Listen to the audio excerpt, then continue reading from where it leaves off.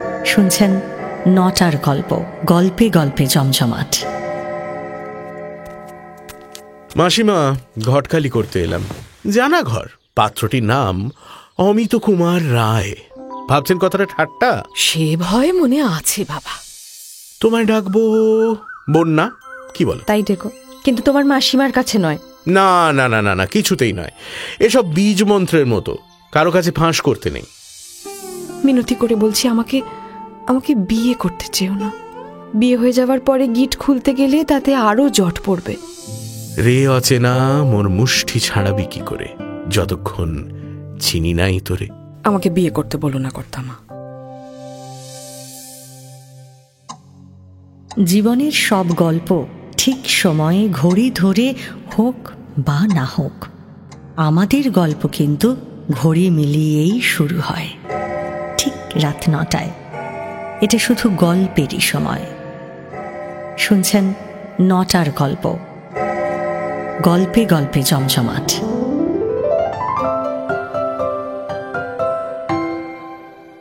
শুনছেন রবীন্দ্রনাথ ঠাকুরের লেখা শেষের কবিতার শেষ পর্ব। আজও থাকবে একটি প্রশ্ন। প্রথম 10 জন সঠিক উত্তরদাতার নাম ঘোষণা করা হবে আগামী সপ্তাহের গল্পের শেষে। গত সপ্তাহের 10 জন বিজয়ীর নাম ঘোষণা করা হয়েছে আজকের গল্পের শেষে। শুরু হচ্ছে আজকের গল্প, শেষের কবিতার শেষ পর্ব।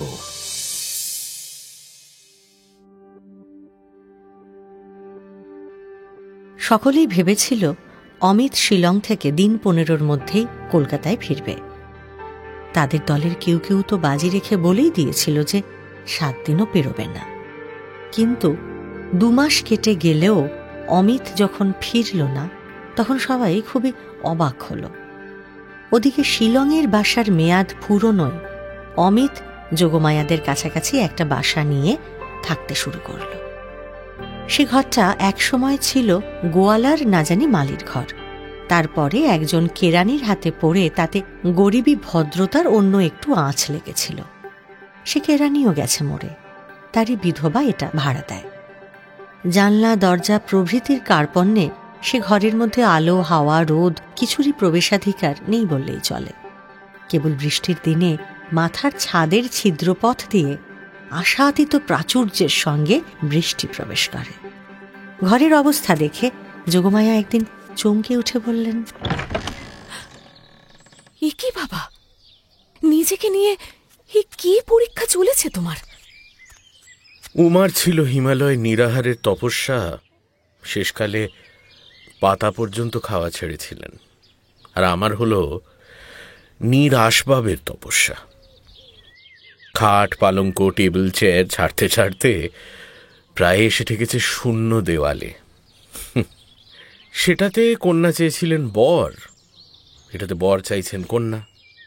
সেখানে নারদ ছিলেন ঘটক, এখানে স্বয়ং আছেন মাসিমা। অমিত হাসতে হাসতে কথাগুলো বলল বটে, কিন্তু যোগমায়া মনে ব্যথা পেলেন। তিনি প্রায় বলতে গিয়েছিলেন যে অমিত যেন তাঁদের বাড়িতে গিয়ে থাকে, কিন্তু বললেন না, থেমে গেলেন। ভাবলেন বিধাতা এমনি এমন একটা কাণ্ড ঘটিয়ে তুলেছেন, তার মধ্যে আবার তার হাত পড়লে যদি আরো জটিল হয়ে ওঠে। তার বদলে নিজের বাসা থেকে তিনি অল্প কিছু জিনিসপত্র পাঠিয়ে দিলেন, আর সেই সঙ্গে এই লক্ষ্মী ছাড়াটার পরে তার করুণা দ্বিগুণ বেড়ে গেল। ভাবলেন লাবণ্যর মনটা যেন আর পাষাণ হয়ে না থাকে। একদিন বিষম বৃষ্টির শেষে অমিত কেমন আছে খবর নিতেই যোগমায়া গেলেন তার বাড়ি। গিয়ে দেখলেন নড়বড়ে একটা 4 পেয়ে টেবিলের নিচে কম্বল পেতে অমিত একলা বসে একখানা ইংরেজি বই পড়ছে। ঘরের মধ্যে যেখানে সেখানে বৃষ্টির জল পড়ায় অমিত টেবিল দিয়ে একটা গুহা বানিয়ে তার নিচে পা ছড়িয়ে বসেছিল। এ কি কাণ্ড অমিত? আমার ঘরটা আজ অসম্বন্ধ প্রলাপে মেতেছে। দেখো না, তার দশা আমার চেয়ে ভালো নয়। অসম্বন্ধ প্রলাপ? এসব কি বলছো? অর্থাৎ বাড়ির চালটা প্রায় ভারতবর্ষ বললেই হয়। এর বাকি অংশগুলোর মধ্যে সম্বন্ধটা বেশ আলগা।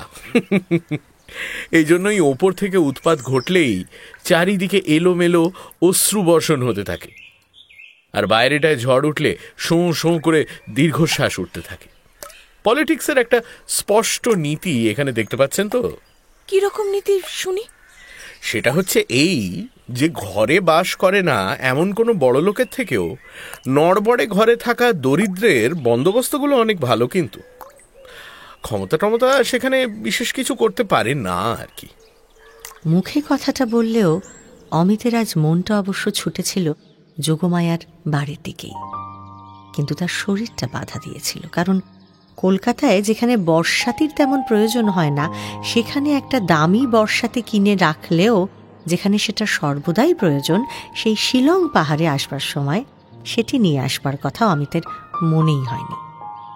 একটা ছাতা অবশ্য সঙ্গে এনেছিল, কিন্তু খুব সম্ভব পথের কোনো বাঁকে বা সেই বুড়ো দেওদারের তলাতেই সেটা পড়ে আছে।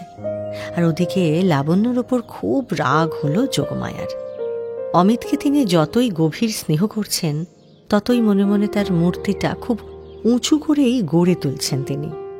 মনে মনে ভাবলেন, এত বিদ্যে বুদ্ধি, এত পাশ, অথচ এমন সাদা মন ছেলেটার, গুছিয়ে কথা বলারও কি অসামান্য শক্তি। আর যদি চেহারার কথা বলতে হয়, আমার চোখে লাবণ্যর চেয়ে ওকে অনেক বেশি সুন্দর ঠেকে। লাবণ্যর কপাল ভালো যে অমিত কোনো গ্রহের ফেরে ওকে এমন মুগ্ধ চোখে দেখেছে। সেই সোনার চাঁদ ছেলেকে লাবণ্য এত করে দুঃখ দিচ্ছে, খামোখা বলে বসলে কিনা বিয়ে করবে না, যেন কোন রাজরাজেশ্বরী, ধনুক ভাঙা বন। এত অহংকার সইবে কেন? পোড়ার মুখে ঠিক কেঁদে কেঁদে মরতে হবে। তা ওকে কি এখন গাড়ি করে আমার সঙ্গে বাড়ি নিয়ে যাব? না, থাক। আচ্ছা, তুমি একটু বসো বাবা, আমি এক্ষুনি আসছি কেমন?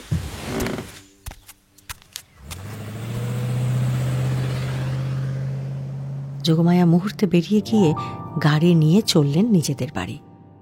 বাড়ি গিয়েই তার চোখে পড়ল লাবণ্য ঘরের সোফায় হেলান দিয়ে পায়ের ওপর শাল মেলে গোর্কির মা গল্পের বইটা পড়ছে। লাবণ্যর এই আরামটা দেখে মনে মনে যোগমায়ার রাগ আরো বেড়ে উঠল। বললেন, চলো একটু বেরিয়ে আসবে। থাক কর্তামা, আজ বেরোতে ইচ্ছে করছে না।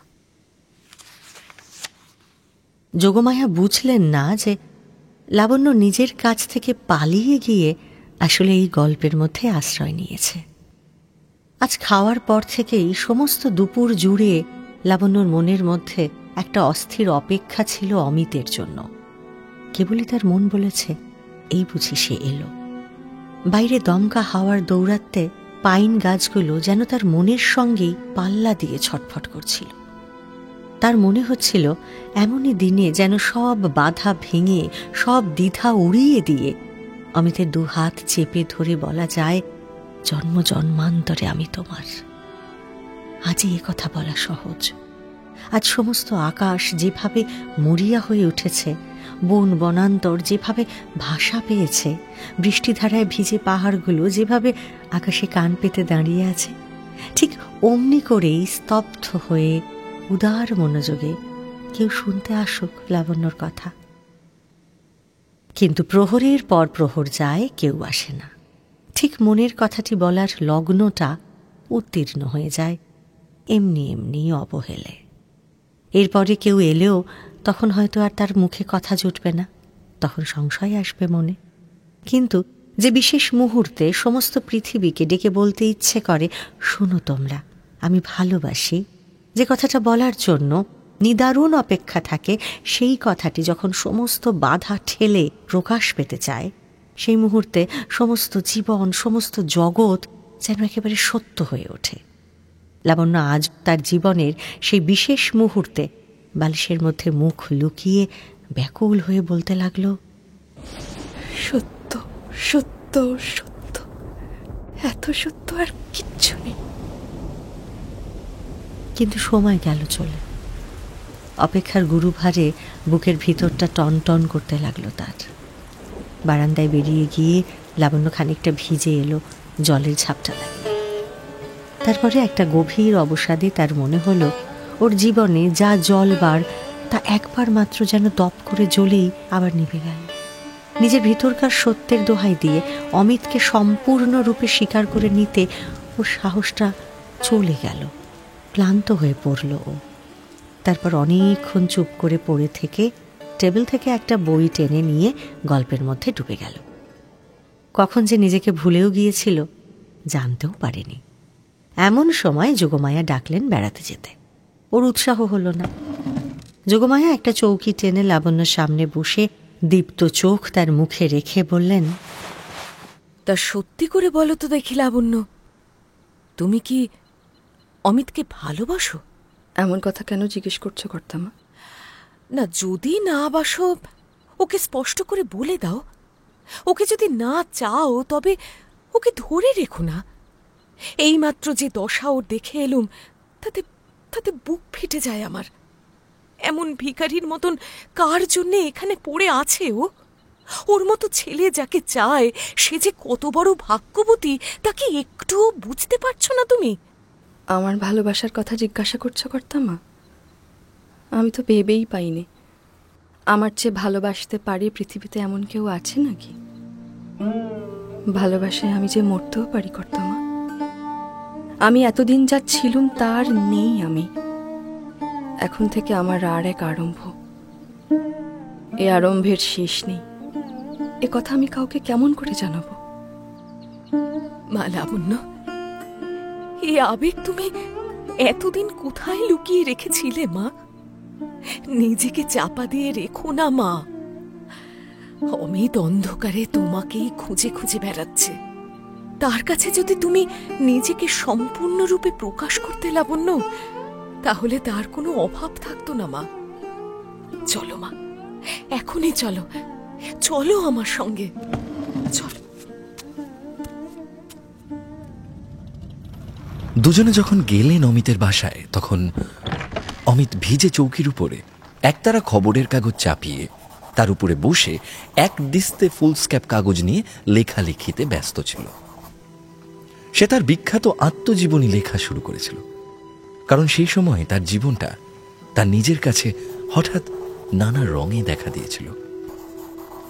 অমিতের মতে মানুষের মৃত্যুর পরে তার জীবনী লেখা হয় মৃত্যুর পরে সকলের মনে বেঁচে থাকার জন্যই। শিলংয়ে এসে তার অতীতটাও মরীচিকার মতো মিলিয়ে গিয়েছিল।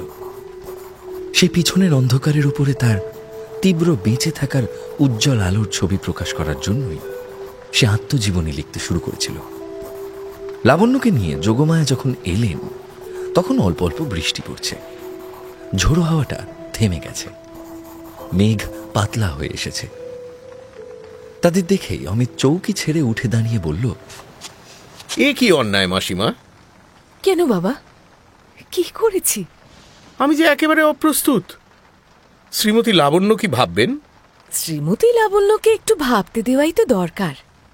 যা জানবার সেটা সবটাই যে জানা ভালো। এতে শ্রীযুক্ত অমিতের এত আশঙ্কা কেন? কিন্তু মাসিমা, শ্রীযুক্তের ঐশ্বর্যটুকুই শুধু শ্রীমতীর জানার, আর দৈন্যটুকু সেটা জানার জন্য তো তুমি আছোই। কিন্তু কেন বাছা? নিজের গরজেই।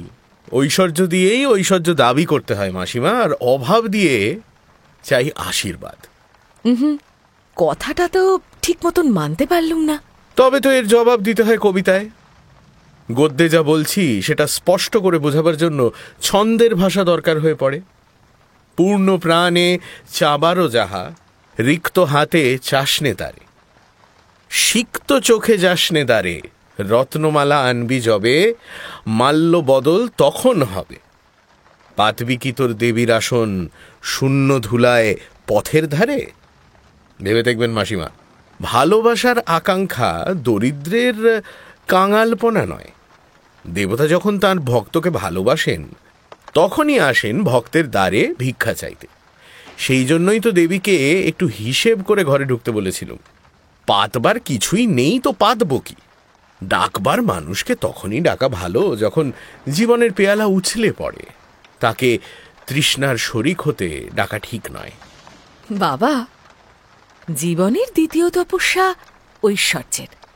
দেবীকে বাঁ পাশে নিয়ে প্রেম সাধনা। এ কুটিরেও তোমার সে সাধনা ভিজে কাগজে চাপা পড়বে না।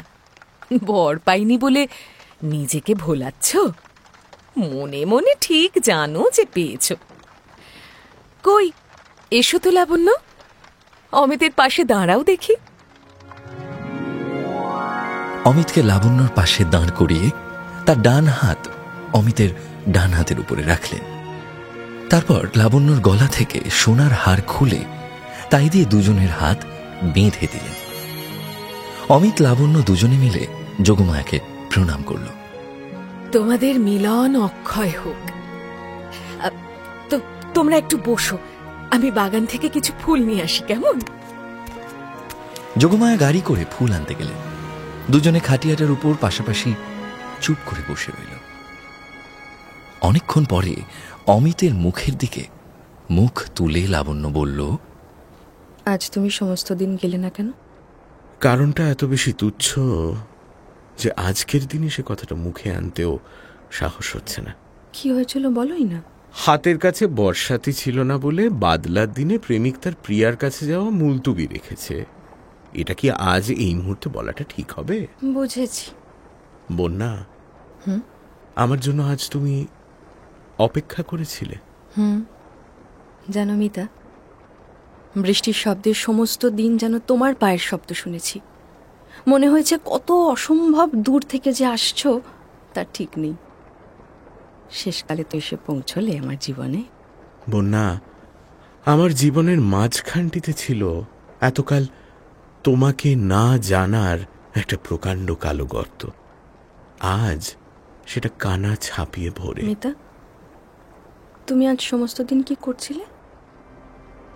মনের একেবারে মাঝখানটাতে তুমি ছিলে। তোমাকে কিছু বলতে যাচ্ছিলাম, কিন্তু কোথায় সেই কথা? আকাশ থেকে বৃষ্টি পড়ছে আর আমি কেবলই বলেছি, কথা দাও, কথা দাও। যদি সুর দিতে পারতাম তবে সুর লাগিয়ে বিদ্যাপতির বর্ষার গানটাকে সম্পূর্ণ আত্মসাৎ করতাম। যাকে না হলে চলে না, তাকে না পেয়ে কি করে দিনের পর দিন কাটবে, ঠিক এই কথাটা সুর পাই কোথায়? উপরে চেয়ে কখনো বলি কথা দাও, কখনো বলি সুর দাও। কথা নিয়ে সুর নিয়ে দেবতা নেমেও আসেন, কিন্তু পথের মধ্যে মানুষ ভুল করেন, খামোখা আর কাউকে দিয়ে বসেন। হয়তোবা তোমাদের এই রবি ঠাকুরকে। রবি ঠাকুরকে যারা ভালোবাসে তারাও তোমার মতো এত বারবার তাকে স্মরণ করে না। বন্যা, আজ আমি বড় বেশি বকছি না। আমার মধ্যে বকুনির মনসুন নেমেছে। মা লাবণ্য, এই নাও, এই ফুল দিয়ে আজ তুমি ওকে প্রণাম করো। এটা আর কিছু নয়, একটা অনুষ্ঠানের মধ্যে দিয়ে প্রাণের ভিতরকার জিনিসকে বাইরে শরীর দেবার মেয়েলি চেষ্টা। বন্যা, একটা আংটি তোমাকে পরাতে চাই। কি দরকার মিতা? তুমি যে আমাকে তোমার এই হাতখানি দিয়েছ, সে যে কতখানি দেওয়া তা তো ভেবে শেষ করতে পারি না। কবিরা প্রিয়ার মুখ নিয়েই যত কথা বলেছে, কিন্তু হাতের মধ্যে প্রাণের কত ইশারা, ভালোবাসার যত কিছু আদর, যত কিছু সেবা, হৃদয়ের যত দরদ, যত অনির্বচনীয় ভাষা, সব তো এই হাতে। আংটি তোমার আঙুলটিকে জড়িয়ে থাকবে আমার মুখের ছোট একটি কথার মতো। সে কথাটি শুধু এই, পেয়েছি। এই কথাটা তোমার হাতে সোনার ভাষায়, মানিকের ভাষায় জড়িয়ে থাক না বন্যা। আচ্ছা, তাই থাক। কলকাতা থেকে আনতে দেব। বলো, কোন পাথর তুমি ভালোবাসো? আমি কোনো পাথর চাই না, একটি মাত্র মুক্ত থাকলেই হবে। আচ্ছা, সেই ভালো। আমিও মুক্ত ভালোবাসি। ঠিক হয়ে গেল, আগামী অঘ্রাণ মাসে বিয়ে হবে। যোগমায়া কলকাতায় গিয়ে সমস্ত আয়োজন করবেন। লাবণ্য অমিতকে বলল, তোমার কলকাতায় ফেরবার দিন অনেক কাল হলো পেরিয়ে গেছে। অনিশ্চিতের মধ্যে বাঁধা পড়ে তোমার দিন কেটে যাচ্ছিল। এখন ছুটি, নিঃসংশয়ে চলে যাও। বিয়ের আগে আমাদের আর দেখা হবে না। এমন কড়া শাসন কেন? সেদিন যে সহজ আনন্দের কথা বলেছিলে, তাকে সহজ রাখবার জন্য। এটা একেবারে গভীর জ্ঞানের কথা। সেদিন তোমাকে কবি বলে সন্দেহ করেছিলুম, আজ সন্দেহ করছি ফিলসফার বলে। চমৎকার বলেছ। সহজকে সহজ রাখতে হলে শক্ত হতে হয়। ছন্দকে সহজ করতে চাও তো জ্যোতিকে ঠিক জায়গায় কষে আঁটতে হবে। আসলে লোভ বেশি বলেই জীবনের কাব্যে কোথাও জ্যোতি দিতে মন চায় না। আচ্ছা, কালই চলে যাব, একেবারে হঠাৎ, এই ভরা দিনগুলোর মাঝখানে। শিলং থেকে আমি না হয় চললুম, কিন্তু পাঁজি থেকে অঘ্রাণ মাস তো ফস করে পালাবে না। কলকাতায় গিয়ে কি করব জানো? কি করবে? মাসিমা যতক্ষণ বিয়ের দিনের ব্যবস্থা করবেন ততক্ষণ আমাকে করতে হবে তার পরের দিনগুলোর আয়োজন। লোকে ভুলে যায় দাম্পত্যটা একটা আর্ট, প্রতিদিন তাকে নতুন করে সৃষ্টি করা চাই। তাই বুঝি? হ্যাঁ, অনেকে বিয়েটাকেই মনে করে মিলন, আর সেই জন্যই তারপর থেকে মিলনটাকেই অবহেলা করে। মিলনের আর্ট তোমার মনে কিরকম আছে বুঝিয়ে দাও। যদি আমাকে শিষ্যা করতে চাও, আজই তার প্রথম পাঠ শুরু হোক। আচ্ছা, তবে শোনো, ইচ্ছাকৃত বাধা দিয়েই কবি ছন্দের সৃষ্টি করে। মিলনকেও সুন্দর করতে হয় ইচ্ছাকৃত বাধায়। চাইলেই পাওয়া যায় দামি জিনিসকে এত সস্তা করা, নিজেকেই ঠকানো। কেননা শক্ত করে দাম দেওয়ার আনন্দটা বড় কম নয়। দামের হিসেবটা শুনি। দাঁড়াও, তার আগে আমার মনে যে ছবিটা আছে বলি। ডায়মন্ড হারবারের দিকে গঙ্গার ধারের একটা বাগান বাড়ি, ছোট একটি স্টিম লঞ্চ করে ঘন্টা দুয়েকের মধ্যে কলকাতায় যাতায়াত করা যায়।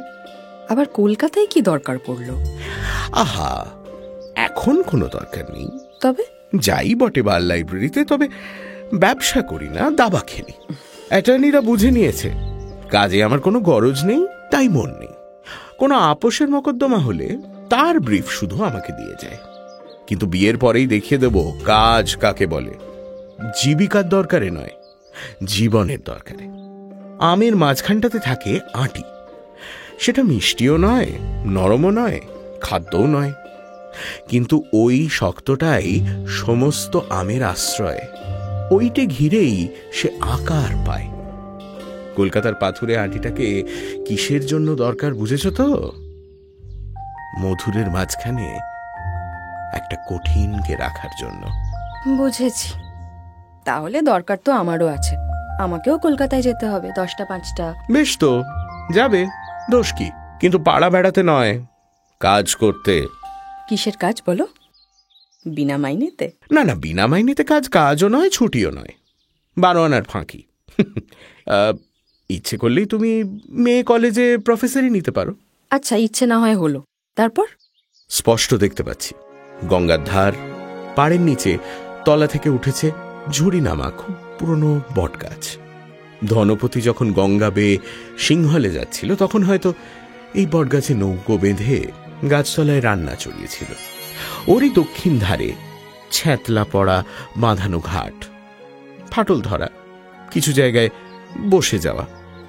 সেই ঘাটে সবুজ সাদায় রং করা আমাদের ছিপছিপে নৌকো, তারই নীল নিশানে সাদা অক্ষরে নাম লেখা। কি নাম বলে দাও তুমি? বলবো, মিতালি। একদম ঠিক নামটি হয়েছে, মিতালি। আমি ভেবেছিলাম সাগরী, মনে একটু গর্ব হয়েছিল, কিন্তু তোমার কাছে হার মানতে হলো। বাগানের মাঝখান দিয়ে সরু একটা খাঁড়ি চলে গেছে, গঙ্গার হৃদস্পন্দন বয়ে। তার ওপারে তোমার বাড়ি, এপারে আমার। রোজই কি সাঁতার দিয়ে পার হবে? আর জানলায় আমার আলো জ্বালিয়ে রাখবো? সাঁতার দেব মনে মনে, একটা কাঠের সাঁকোর ওপর দিয়ে। তোমার বাড়িটার নাম মানসী, আমার বাড়িটার একটা নাম তোমাকে দিতে হবে। দীপক। একদম ঠিক নাম। নামের উপযুক্ত একটা দ্বীপ আমার বাড়ির চূড়োয় বসিয়ে দেব। মিলনের সন্ধেবেলায় তাতে জ্বলবে লাল আলো। আর বিচ্ছেদের রাতে নীল। কলকাতা থেকে ফিরে এসে রোজ তোমার কাছ থেকে একটা চিঠি আশা করব। সে চিঠি রোজ পেতেও পারি, আবার না পেতেও পারি। আমাদের নিয়ম হচ্ছে অনাহুত তোমার বাড়িতে কোনো মতেই যেতে পারবো না। আর তোমার বাড়িতে আমি? ঠিক এক নিয়ম হলেই ভালো হয়, কিন্তু মাঝে মাঝে নিয়মের ব্যতিক্রম হলে সেটা খারাপ হবে না। নিয়মের ব্যতিক্রমটা যদি নিয়ম না হয়ে ওঠে, তবে তোমার বাড়ির যা দশা হবে সেটাই ভাবছি। আমায় হয়তো বোরখা পরে যেতে হবে। তা হোক, আমার কিন্তু নিমন্ত্রণ চিঠি চাই। সে চিঠিতে কেবল কোনো একটা কবিতা থেকে 2-4টি লাইন মাত্র থাকলেই হবে। আর আমার নিমন্ত্রণ বুঝি বন্ধ? আমি এক ঘরে? তোমার নিমন্ত্রণ মাসে একদিন, পূর্ণিমার রাতে 14টা তিথির খণ্ডতা যেদিন চরম পূর্ণ হয়ে উঠবে সেই রাতে। এইবার তোমার প্রিয় শিষ্যাকে একটি চিঠির নমুনা দাও। বেশ। চুমিয়া যেও তুমি আমার বনভূমি, দক্ষিণ সাগরের সমীরণ, যে শুভক্ষণে মম আসিবে প্রিয়তম, ডাকিবে নাম ধরে অকারণ। এবার তোমার চিঠির নমুনা দাও, দেখি তোমার শিক্ষা কত দূরে গেল। ওই এক টুকরো কাগজে নয়, আমার এই নোট বইয়ে লেখো। মিতা, তমসি মম জীবনং, তমসি মম ভূষণং, তমসি মম ভবজলধিরত্নম। আশ্চর্য, আমি লিখেছি মেয়ের মুখের কথা, তুমি লিখেছ পুরুষের। তবে তাতে কিছুই হয়নি। শিমুল কাঠি হোক আর বকুল কাঠি হোক, যখন জলে তখন আগুনের চেহারাটা একই। নিমন্ত্রণ তো করা হলো, তারপরে? সন্ধ্যা তারা উঠেছে, জোয়ার এসেছে গঙ্গায়, হাওয়া উঠল ঝিরঝির করে, ঝাউ গাছগুলো সারবে। তোমার বাড়ির পিছনে পদ্ম দিঘি, সেখানে খিড়কির নির্জন ঘাটে গা ধুয়ে চুল বেঁধেছ। তোমার এক এক দিন এক এক রঙের কাপড়। ভাবতে ভাবতে যাব আজকে সন্ধেবেলার রংটা কি। মিলনের জায়গারও ঠিক নেই। কোনোদিন শান বাঁধানো চাঁপাতলা, কোনোদিন বাড়ির ছাতে, কোনোদিন গঙ্গার ধারের চাতালে। আমি গঙ্গায় স্নান সেরে সাদা মলমলে ধুতি আর চাদর পরব। পায়ে থাকবে হাতির দাঁতের কাজ করা খড়ম। গিয়ে দেখব গালচে বিছিয়ে বসেছ। সামনে রূপোর রেকাবিতে মোটা গোড়ের মালা, চন্দনের বাটিতে চন্দন, এক কোণে ধূপ জ্বলছে। পুজোর সময় অন্তত 2 মাসের জন্য দুজনে বেড়াতে বেরোব, কিন্তু দুজনে 2 জায়গায়। তুমি যদি যাও পর্বতে, আমি যাব সমুদ্রে। এই তো আমার দাম্পত্যের নিয়মাবলী তোমার কাছে দাখিল করলাম। এখন তোমার কি মত বলো? মেনে নিতে রাজি আছি। মেনে নেওয়া আর মনে নেওয়া, এই দুয়ে যে তফাৎ আছে বন্যা। তোমার যাতে প্রয়োজন আমার তাতে প্রয়োজন নাও যদি থাকে, তবু আপত্তি করব না। প্রয়োজন নেই তোমার? না, নেই। তুমি আমার যতই কাছে থাকো, তবু আমার থেকে তুমি অনেক দূরে। কোনো নিয়ম দিয়ে সেই দূরত্বটুকু বজায় রাখা আমার পক্ষে বাহুল্য। তবে আমার মধ্যে কিছুই তো নেই আর, তাই সেজন্য দাম্পত্যে দুপারে 2টো মহল তৈরি করে দেওয়া আমার পক্ষে নিরাপদ। তোমার কাছে আমি হার মানতে পারবো না বন্যা। যাকে আমার বাগানটা। কলকাতার বাইরে 1 পা নড়ব না। নিরঞ্জনদের আপিসে উপরের তলায় 75 টাকা দিয়ে একটা ঘর ভাড়া নেব। সেইখানে থাকবো তুমি আর আমি। চিদাকাশে কাছে দূরে ভেদ নেই। 3.5 হাত চওড়া বিছানায় বাঁ পাশে তোমার মহল মানসী, ডান পাশে আমার মহল দীপক। ঘরের পূব দেওয়ালে একখানা আয়নাওয়ালা দেরাজ, তাতেই তোমারও মুখ দেখা আর আমারও। পশ্চিম দিকে থাকবে বইয়ের আলমারি, পিঠ দিয়ে সেটা রোদ্দুর ঠেকাবে, আর সামনের দিকে সেটাতে থাকবে 2 জন পাঠকের একটি মাত্র সার্কুলেটিং লাইব্রেরি।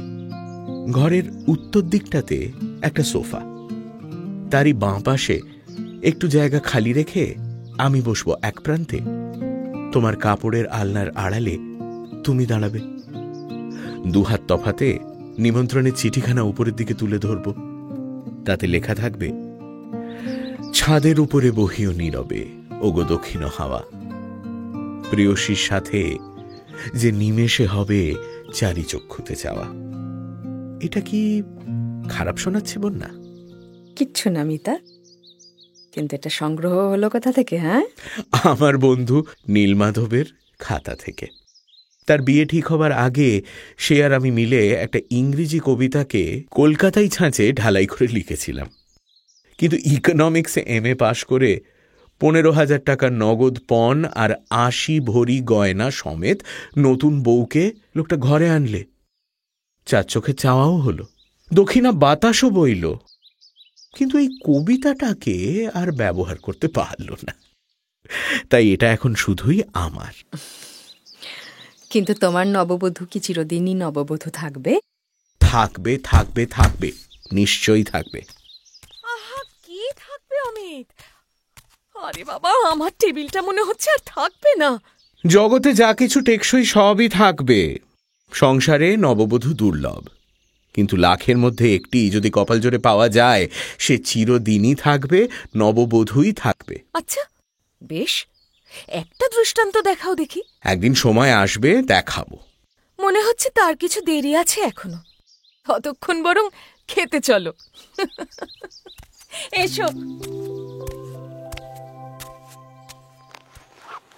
কাল কলকাতায় যাচ্ছি মাসিমা।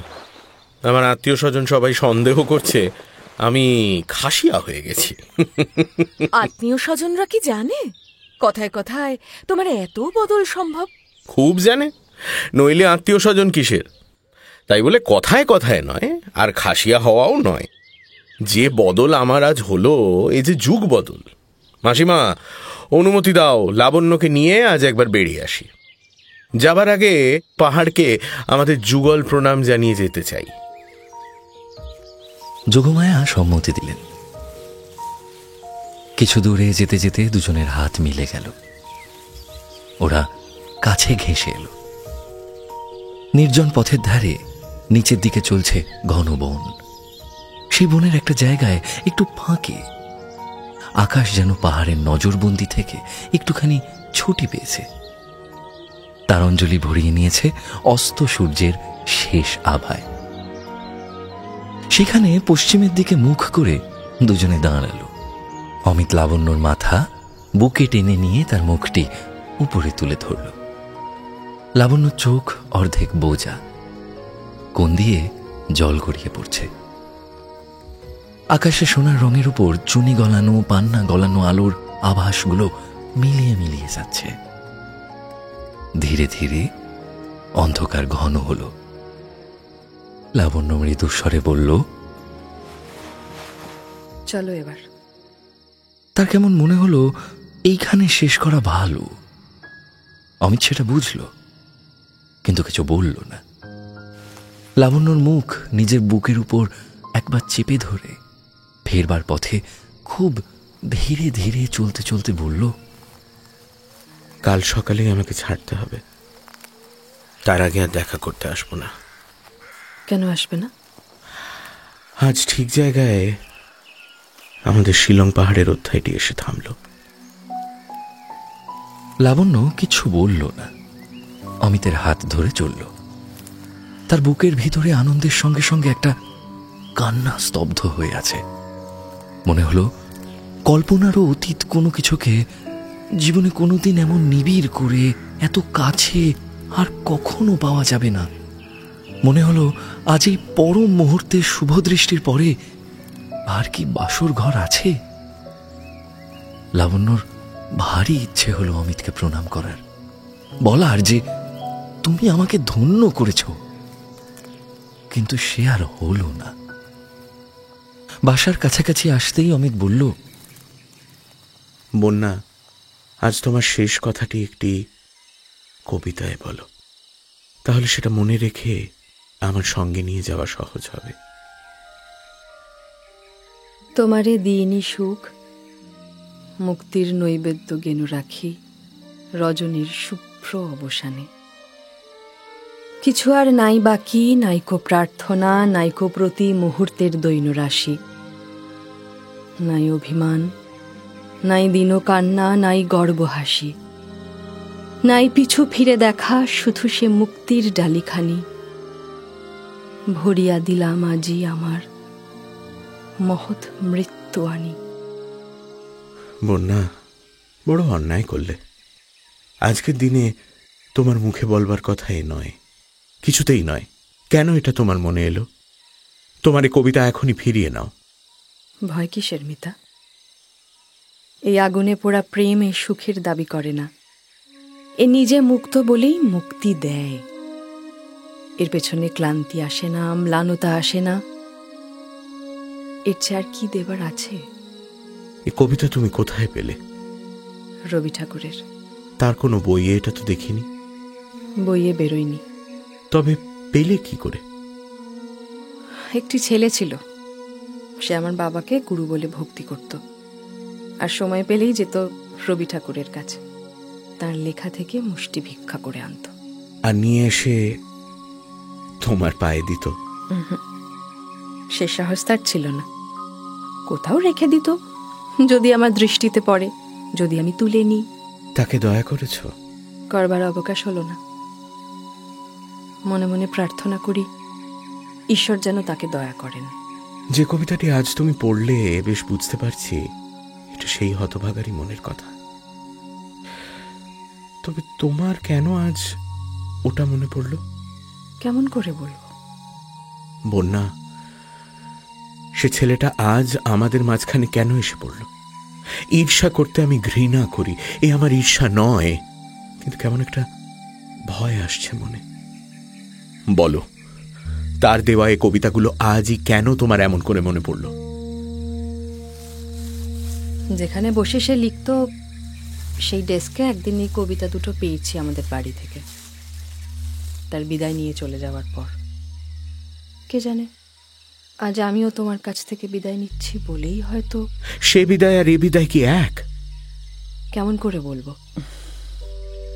কিন্তু এই তর্কের তো কোনো দরকার নেই।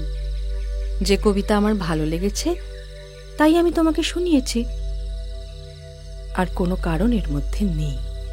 বন্যা, রবি ঠাকুরের লেখা যতক্ষণ না লোকে একেবারে ভুলে যাবে ততক্ষণ ওর ভালো লেখা সত্যি করে ফুটে উঠবে না।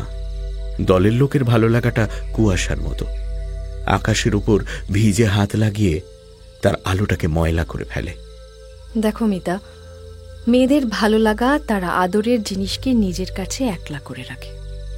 অন্য 5 জনের সঙ্গে মিলিয়ে বাজার যাচাই করতে তার মন নেই। আচ্ছা, এবার তোমার কবিতাটা শুনে নি। রাগ করো না বন্যা, আমি কিন্তু রবি ঠাকুরের কবিতা আওড়াতে পারবো না। রাগ করবো কেন? আমি একটা লেখককে আবিষ্কার করেছি, তার স্টাইল। তার কথা তোমার কাছে খুব শুনতে পাই। কলকাতায় লিখে দিয়েছি তার বই পাঠিয়ে দেবার জন্য। সর্বনাশ, তার বই? সে কখনো বই ছাপাতে দেয় না।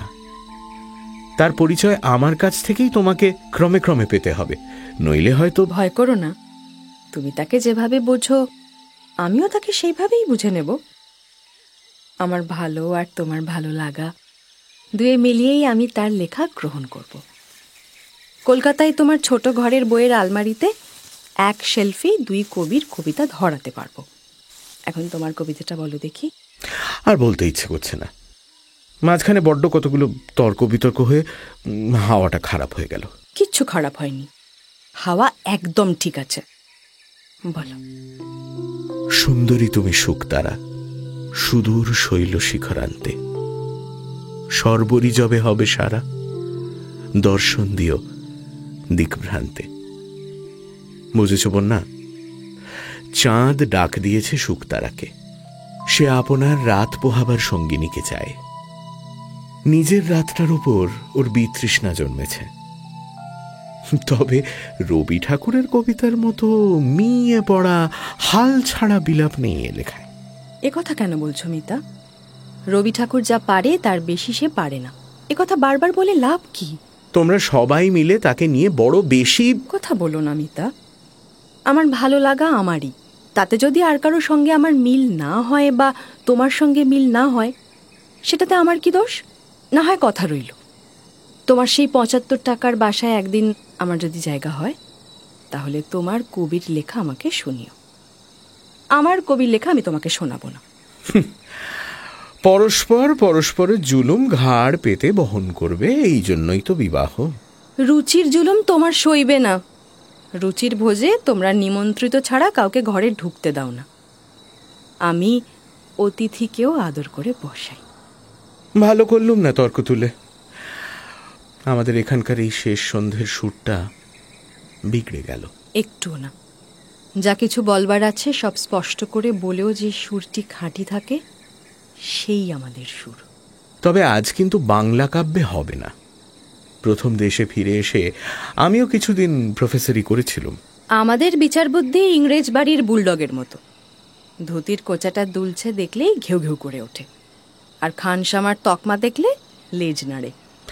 পক্ষপাত জিনিসটা স্বাভাবিক জিনিস নয়, ফরমায়েশে তৈরি হয়, এটা ঠিক। আর ইংরেজি সাহিত্যে পক্ষপাত কানমোলা খেয়ে খেয়ে ছেলেবেলা থেকে অভ্যেস হয়ে গেছে। আজ একেবারে নিছক ইংরেজি কবিতা বিনা তর্জমায় শোনাই। তবে না না মিতা, তোমার ইংরেজি থাক, সেটা বাড়ি গিয়ে টেবিলে বসে হবে। আজ আমাদের এই সন্ধেবেলার শেষ কবিতাটি নিবারণ চক্রবর্তীর হওয়া চাই, আর কারো নয়। জয় নিবারণ চক্রবর্তীর। এতদিনে সে অমর হলো। বন্যা, তাকে আমি তোমার সভা কবি করে দেব। তুমি ছাড়া আর কারো দ্বারে সে প্রসাদ নেবে না। তাতে কি সে বরাবর সন্তুষ্ট থাকবে? না থাকে তো তাকে কান মোলে বিদায় করে দেব। আচ্ছা, কান মোলার কথা পরে স্থির করব, এখন শুনিয়ে দাও। কত ধৈর্য ধরি ছিলে কাছে দিবস সর্বরি, তব পদ অঙ্কনগুলিরে কতবার দিয়ে গেছ মোর ভাগ্যপথের ধুলিরে। আজ যবে দূরে যেতে হবে, তোমারে করিয়া যাব দান তব জয়গান। কতবার ব্যর্থ আয়োজনে এ জীবনে হোমাগ্নি উঠেনি চলে, শূন্যে গেছে চলি হতাশ্বাস। সকালবেলায় কাজে মন দেওয়া আজ লাবণ্যর পক্ষে খুবই কঠিন।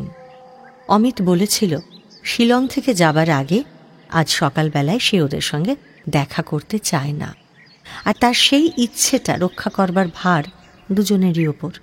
কেননা যে রাস্তায় লাবণ্য বেড়াতে যায় সেই রাস্তা দিয়েই অমিতকে যেতে হবে। মনে মনে তাই লোভ হওয়া সত্ত্বেও সেটাকে কষে দমন করতে লাগলো লাবণ্য। যোগমায়া খুব সকালেই স্নান সেরে তার আহ্নিকের জন্য কিছু ফুল তোলেন। তিনি বেরোবার আগেই লাবণ্য সে জায়গাটা থেকে চলে এলো ইউক্যালিপটাস তলায়। হাতে দু একটা বই তার, বোধহয় নিজেকে এবং অন্যদেরকেও ভোলাবার জন্যই। তার বইয়ের পাতা খোলা, কিন্তু বেলা যায় পাতা উল্টানো হয় না। মনের মধ্যে কেবলই বলছে জীবনের মহোৎসবের দিন তার গতকাল শেষ হয়ে গেল। তার দৃঢ় বিশ্বাস যে অমিত চিরপলাতক। একবার সে সরে গেলে আর তার ঠিকানা পাওয়া যায় না। যোগমায়া সকালের পুজো সেরে তখন ভাঁড়ারের কাজে সবে হাত দিয়েছেন। আজ আর তিনি ঘরকন্যার কাজে লাবণ্যকে ডাকেননি। বুঝেছিলেন লোকের চোখের আড়ালে আজ লাবণ্যর একলা থাকার দরকার ছিল। তখন সকাল 9টা হবে।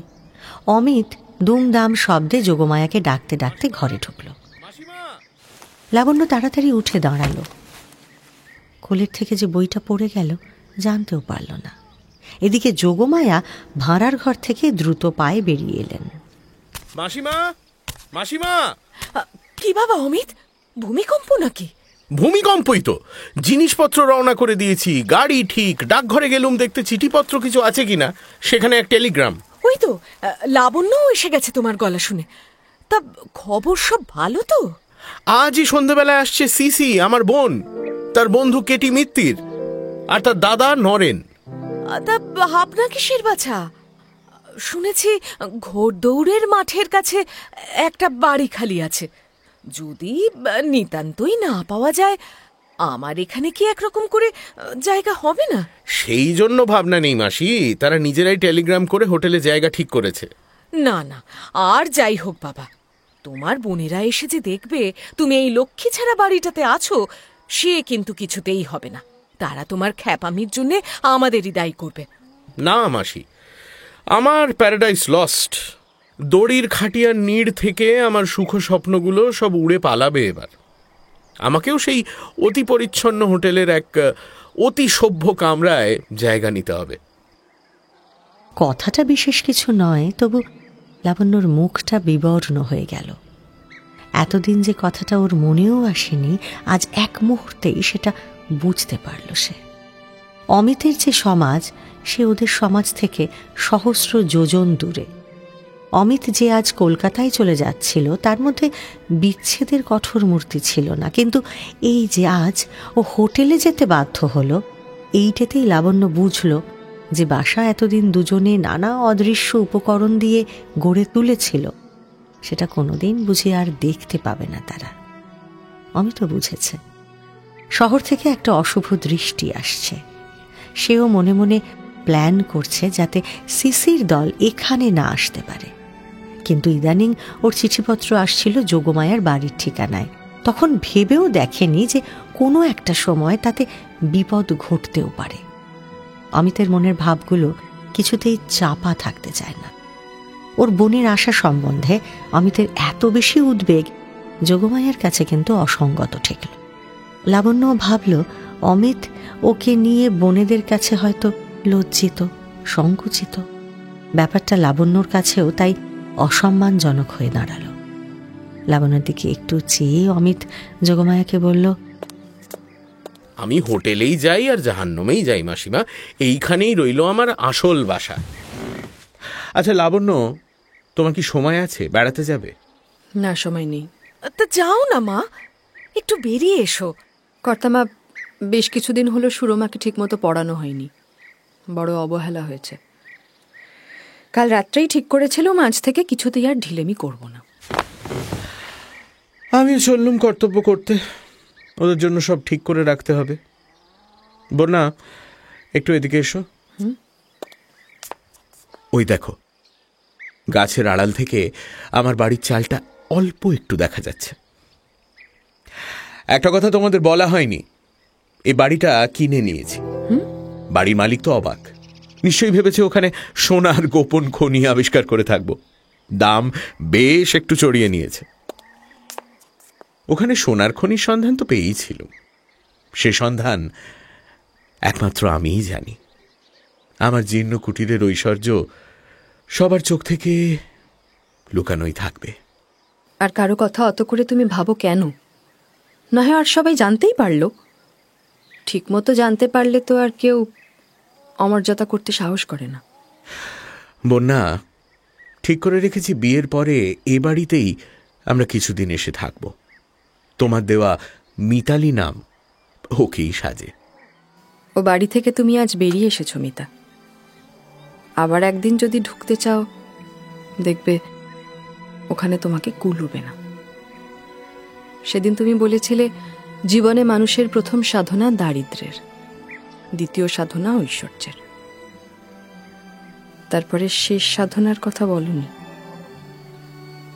সেটা হচ্ছে ত্যাগের। বন্যা, ওটা তোমাদের রবি ঠাকুরের কথা। সে লিখেছে শাহজাহান আজ তার তাজমহলকেও ছাড়িয়ে গেল। একটা কথা তোমার কবির মাথায় আসেনি, যে আমরা তৈরি করি তৈরি জিনিসকে ছাড়িয়ে যাবার জন্যই। একটা অনাথ সৃষ্টি ভূত ঘাড়ে চেপে থাকে বলে সৃষ্টি করো, সৃষ্টি করলেই ভূত নামে, তখন সৃষ্টিটাকেও আর দরকার থাকে না। কিন্তু তাই বলে এই ছেড়ে যাওয়াটাই চরম কথা নয়। তোমার রবি ঠাকুর কেবল চলে যাবার কথাই বলে, রয়ে যাবার গান গাইতে জানে না। বন্যা, কবি কি বলে যে আমরা দুজনে মিলে যেদিনে দরজায় ঘা দেব দরজা খুলবে না? জগতে শাহজাহান মমতাজের অক্ষয় ধারা বয়ে চলেছেই। নিবারণ চক্রবর্তী বাসর ঘরের ওপর একটা কবিতা লিখেছে, শোনাই তোমায়? আজ সকালে আর কবির লড়াই তুলো না। তুমি কি ভাবছো প্রথম দিন থেকেই আমি জানতে পারিনি যে তুমিই নিবারণ চক্রবর্তী?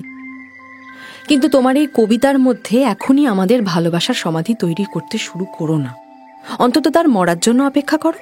বন্যা, বড় অন্যায় করলে। যাই, বিশ্বজগতে আমারও কাজ আছে। আপাতত সে হচ্ছে হোটেল পরিদর্শন।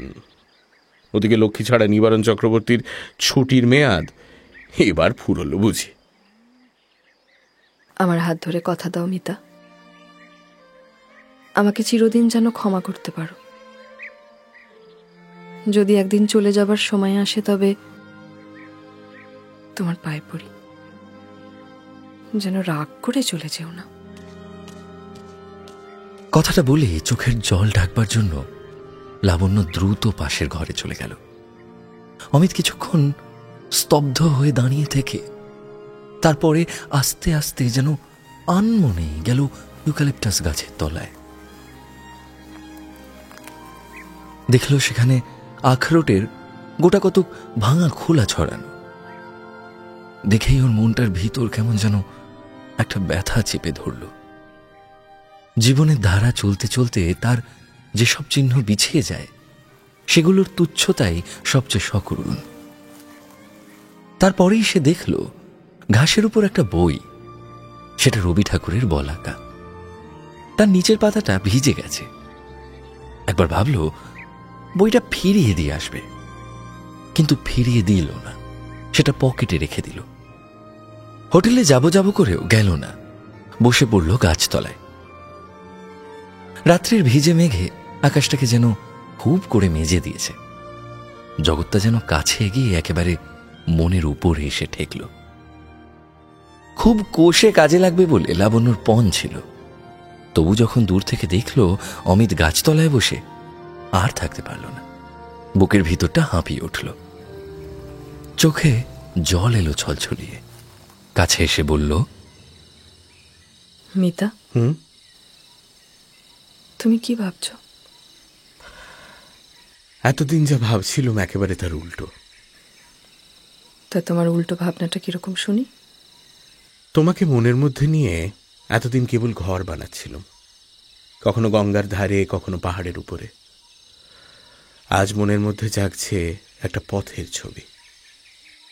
সে পথে আমার হাতে থাকবে লোহার ফলাওলা একটা লম্বা লাঠি, পিঠে চামড়ার স্ট্র্যাপ দিয়ে বাঁধা একটা চৌকো থলি, আর সঙ্গে চলবে তুমি। তোমার নাম সার্থক হোক বন্যা। তুমি আমাকে বন্ধ ঘর থেকে বের করে পথে ভাসিয়ে নিয়ে চললে বুঝি। ঘরের মধ্যে নানান লোক, পথ কেবল দুজনের। ডায়মন্ড হারবারের বাগানটা তো গেছেই, তারপরে সেই ৭৫ টাকার ঘর বেচারাও গেল।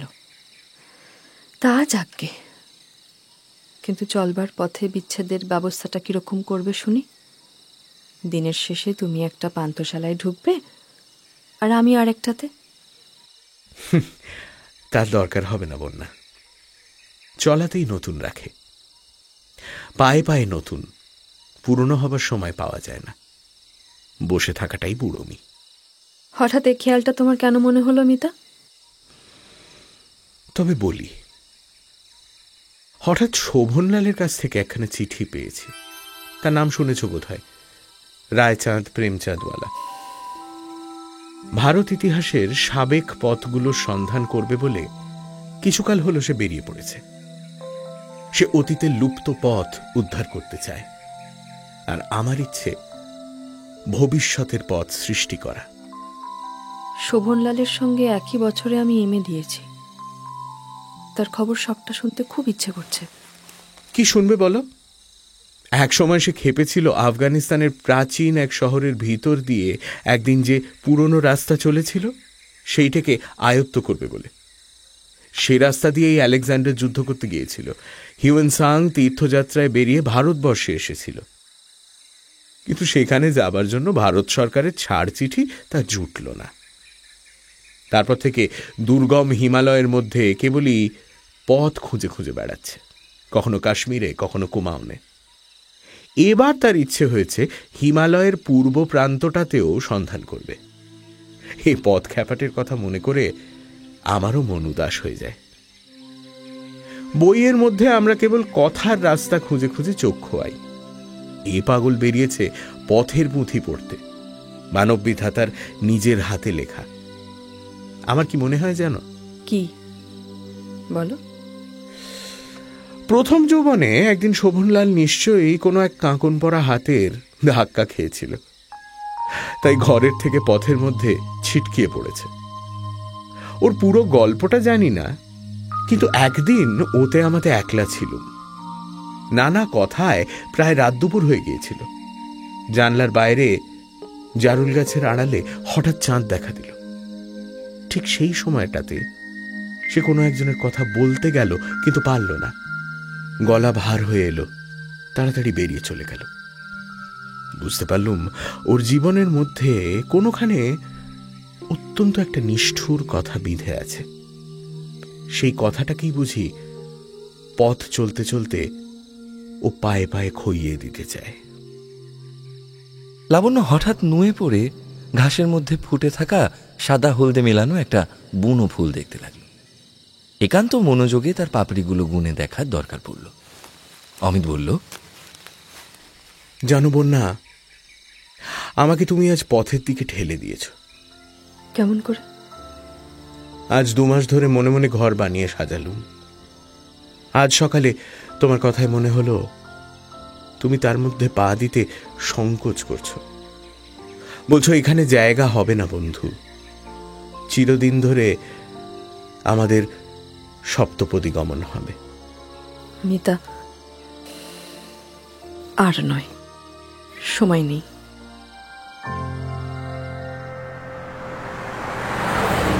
এতদিন পরে অমিত একটা কথা আবিষ্কার করেছে যে লাবণ্যর সঙ্গে তার সম্বন্ধটা শিলং শুদ্ধ বাঙালি জানে, আর তাদেরই মধ্যে একজন হল অ্যাটর্নি কুমার মুখুজ্জে।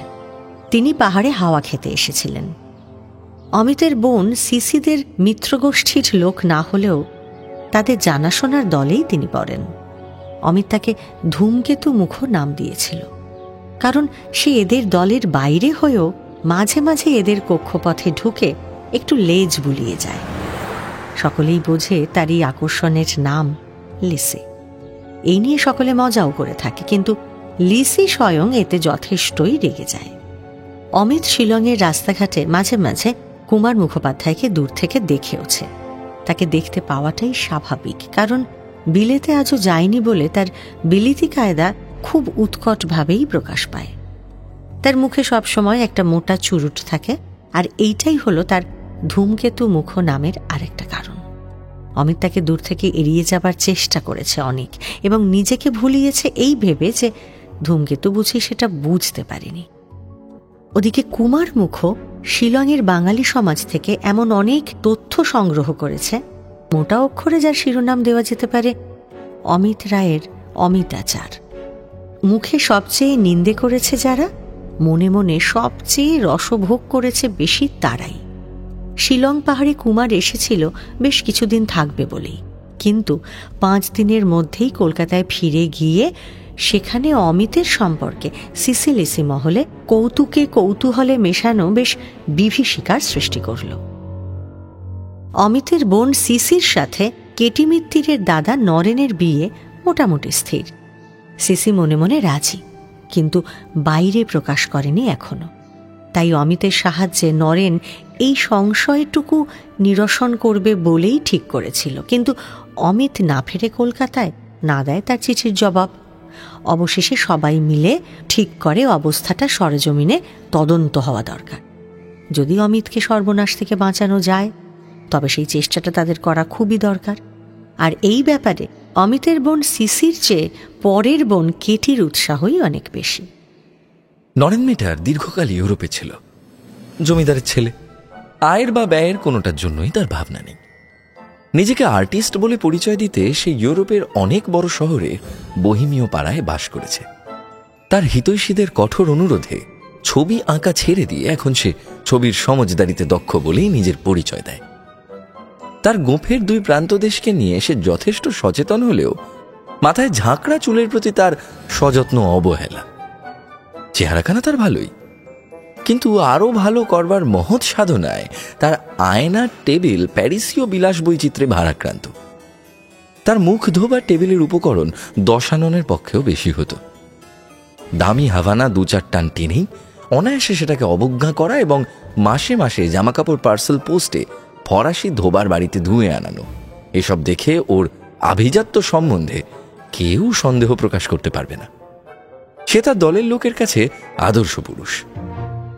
কেটিমিটারের আসল নাম কিতকি, চালচলনে বিলিতি কৌলিন্যের ঝাঁঝালো এসেন্স, মুখের স্বাভাবিক মাধুর্য মেকআপে ঢাকা। প্রথম বয়সে তার ঠোঁট দুটিতে সরল মাধুর্য ছিল, কিন্তু এখন বারবার বেঁকে বেঁকে তার মধ্যে বাঁকা অঙ্কুশের মতো একটা ভাব চলে এসেছে। কালো চোখের তারায় একসময় স্নিগ্ধতা ছিল, কিন্তু এখন মনে হয় সে যেন যাকে তাকে দেখতেই পায় না। যদি বা লক্ষ্য করে তাতে যেন আধখোলা একটা ছুরির ঝলক থাকে। বেশিরভাগ সময় কেটি মিত্তিরের পোশাক বলতে গায়ে থাকে একটা পাতলা সাপের খোলসের মতো ফুরফুরে আবরণ, বুকের অনেকখানি থাকে অনাবৃত, পায়ে উঁচু হিলের কেতাদুরস্ত জুতো, আর সুন্দর নখওয়ালা দু আঙুলে চাপা থাকে সিগারেট। তবে সেটা বিশেষ করে থাকে অলঙ্করণের অঙ্গরূপেই, ধূমপানের উদ্দেশ্যে নয়। সিসি এখনো আছে মাঝামাঝি জায়গায়, উচ্চ হাসিতে, অজস্র খুশিতে, অনর্গল আলাপে ওর মধ্যে সবসময় একটা টকবক ফুটে বেরোচ্ছে। তার ভক্তকুলের কাছে সেটার খুব আদর। তারও পায়ে থাকে উঁচু হিলের জুতো, শুধু খোপাটাতে রয়ে গেছে অতীত যুগ। পায়ের দিকেও শাড়ির বহর 2-3 ইঞ্চি খাটো, কিন্তু অকারণ দস্তানা পরা দুহাতেই বালা। সিগারেট টানতেই পারে, কিন্তু পান খেতেই পছন্দ করে এখনো। তেমনি বিস্কুটের টিনে ঢেকে আচার আমসত্ব পাঠিয়ে দিলে সে যেমন আপত্তি করে না, তেমনি ক্রিসমাসের প্লাম পুডিং থেকে পৌষ পার্বণের পিঠে বেশি তাকে টানে। ফিরিঙ্গি নাচওয়ালির কাছে সে নাচ শিখেছে, কিন্তু নাচের সভায় জুড়ি মিলিয়ে ঘূর্ণি নাচ নাচতে সামান্য একটু সংকোচ বোধ করে। অমিত সম্বন্ধে নানান কথা শুনে এরা বিশেষ উদ্বিগ্ন হয়েই এখানে চলে এসেছে। আর এদের পরিভাষায় লাবণ্য গভর্নেস, ওদের শ্রেণীর পুরুষের জাত মারবার জন্যই তার স্পেশাল ক্রিয়েশন। তারা বিশ্বাস করে টাকা এবং মানের লোভেই সে অমিতকে কোষে আঁকড়ে ধরেছে।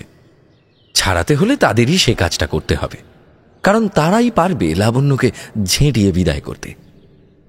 আপাতত এই উদ্ধারের প্রণালীটা কিরকম হওয়া চাই তাই নিয়ে দুই নারী নিজেদের মধ্যে পরামর্শ করে একটা পরিকল্পনা করেছে, এবং দুজনেই এ ব্যাপারে একমত যে গোড়ায় অমিতকে কিছু জানতে দেওয়ার আগেই শত্রুপক্ষ আর রণক্ষেত্রটাকে তাদের দেখে আসতে হবে। তারপর তারা দেখবে সেই মায়াবিনীর কত শক্তি।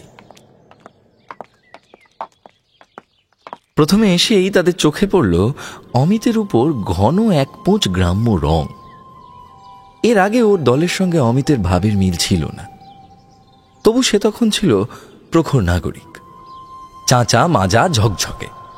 এখন কেবল যে খোলা হাওয়ায় রংটা একটু ময়লা হয়েছে তা নয়, সব শুদ্ধ ওর উপর যেন গাছপালার প্রভাবও পড়েছে। ও যেন কাঁচা হয়ে গেছে, এবং ওদের মতে বেশ বোকাও। অমিতের ব্যবহারটা যেন সাধারণ মানুষের মতো হয়ে গেছে। আগের মতো জীবনের সমস্ত বিষয়কে হাসির অস্ত্র নিয়ে তাড়া করে বেড়ানোর শখটা যেন আর নেই বললেই হয়। সিসি একদিন ওকে স্পষ্ট বলল, দূর থেকে আমরা মনে করছিলাম তুমি বুঝি খাসিয়া হওয়ার দিকে নামছো, এখন দেখছি তুমি হয়ে উঠছো যাকে বলে গ্রিন, অনেকটা এখানকার পাইন গাছের মতো। হয়তো আগেকার চেয়ে স্বাস্থ্যকর, কিন্তু আগেকার মতো ইন্টারেস্টিং নয়। প্রকৃতির মধ্যে থাকতে থাকতে দেহে মনে প্রাণে নির্বাক নিশ্চেতন পদার্থের ছাপ লেগে যায়। নির্বাক নিশ্চেতন পদার্থকে নিয়ে তো আমাদের কোনো নালিশ নেই। যারা অত্যন্ত বেশি সচেতন, আমাদের ভাবনা তাদের নিয়ে। অমিতের বোনেরা আশা করেছিল লাবণ্য সম্বন্ধে অমিত নিজেই কথা তুলবে। 1 দিন 2 দিন 3 দিন যায়, কিন্তু সে একেবারে চুপ। তবে ওরা এটা বুঝতে পেরেছে যে ওরা বিছানা থেকে উঠে তৈরি হবার আগেই অমিত কোথা থেকে যেন ঘুরে আসে, আর তারপরে সারাটা দিন কেমন একটা বিষণ্ণ ভাব মুখে ঝুলিয়ে ঘুরে বেড়ায়। তাদের আরো ভাবনার কারণ হলো এই যে রবি ঠাকুরের বই ওর বিছানায় দেখেছে তারা, আর সেই বইয়ের ভিতরের পাতায় লাবণ্যর নাম থেকে প্রথম অক্ষরটা লাল কালি দিয়ে কাটা। এদিকে অমিত নিঃসংকোচে সিসি আর কেটিকে কখনো খিদে সংগ্রহ করতে চলেছি, কখনো বা এক জলপ্রপাতের সন্ধানে চলেছি বলে বেরিয়ে যেত। তার এই প্রবল খিদের যোগানটা যে ঠিক কোথায় তা তারা বিলক্ষণ বুঝত, কিন্তু ভাবটা এমন করত যে শিলংয়ের হাওয়াতেই যে খিদে বাড়ানোর ক্ষমতা আছে এটা যেন তারা জানেই। সিসি মনে মনে হাসত, আর কেটি মনে মনে জ্বলে উঠত।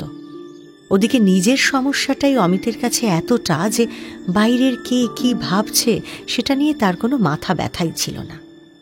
আজ বেরোনোর আগে অমিত বলল, আজ এক জায়গায় কমলা লেবুর মধুর সওদা করতে চললুম।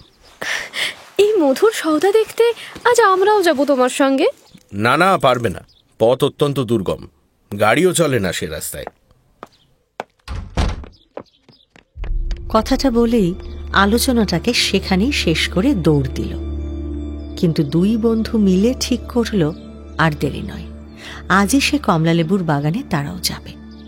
এদিকে নরেন গেছে ঘোড়দৌড়ের মাঠে। সিসিকে সঙ্গে যাবার জন্য খুব করে বলেছিল, কিন্তু সিসি গেল না। সে যে নিজেকে কত কষ্টে সংযত করে রেখেছিল তা দরদে ছাড়া অন্য কেউ বুঝবে না। দুই সখী যোগমায়ার বাগানে বাইরের দরজা পার হয়ে এগিয়ে এসে চাকরদের কাউকে দেখতে পেল না। গাড়ি বারান্দায় এসে তাদের চোখে পড়ল বাড়ির রোয়াকে একটি ছোট টেবিল পেতে একজন শিক্ষয়িত্রী ও ছাত্রীতে মিলে পড়া চলছে। বুঝতে বাকি রইল না এরই মধ্যে বড়টি লাবণ্য। কেটি টকটক করে উপরে উঠে ইংরেজিতে বলল, সরি। কাকে চান আপনারা? মিস্টার অমিত রায় এখানে এসেছেন কিনা খবর নিতে এলাম। তাকে তো আমরা চিনি না। হোয়াট? Oh really? আমরা তো জানি এই বাড়িতে তার যাওয়া আসা আছে। Oftener than is good for him. ভাব দেখে লাবণ্য চমকে উঠল।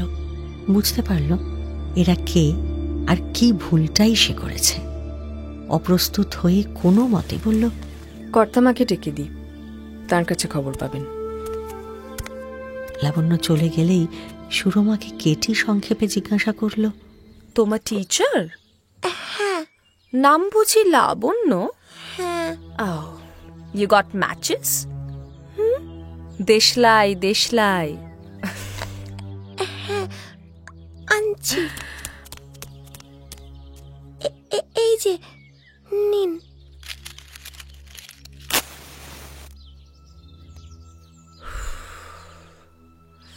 ইংরেজি পড়ো? আরে, কথাটা ভালো করে না বলে কেমন দৌড়ে চলে গেল দেখলে? গভর্নেসের কাছে মেয়েটা আর যাই শিখুক, ম্যানার্স একেবারে শেখেনি। হ্যাঁ, ফেমাস লাবণ্য, ডিলিশিয়াস।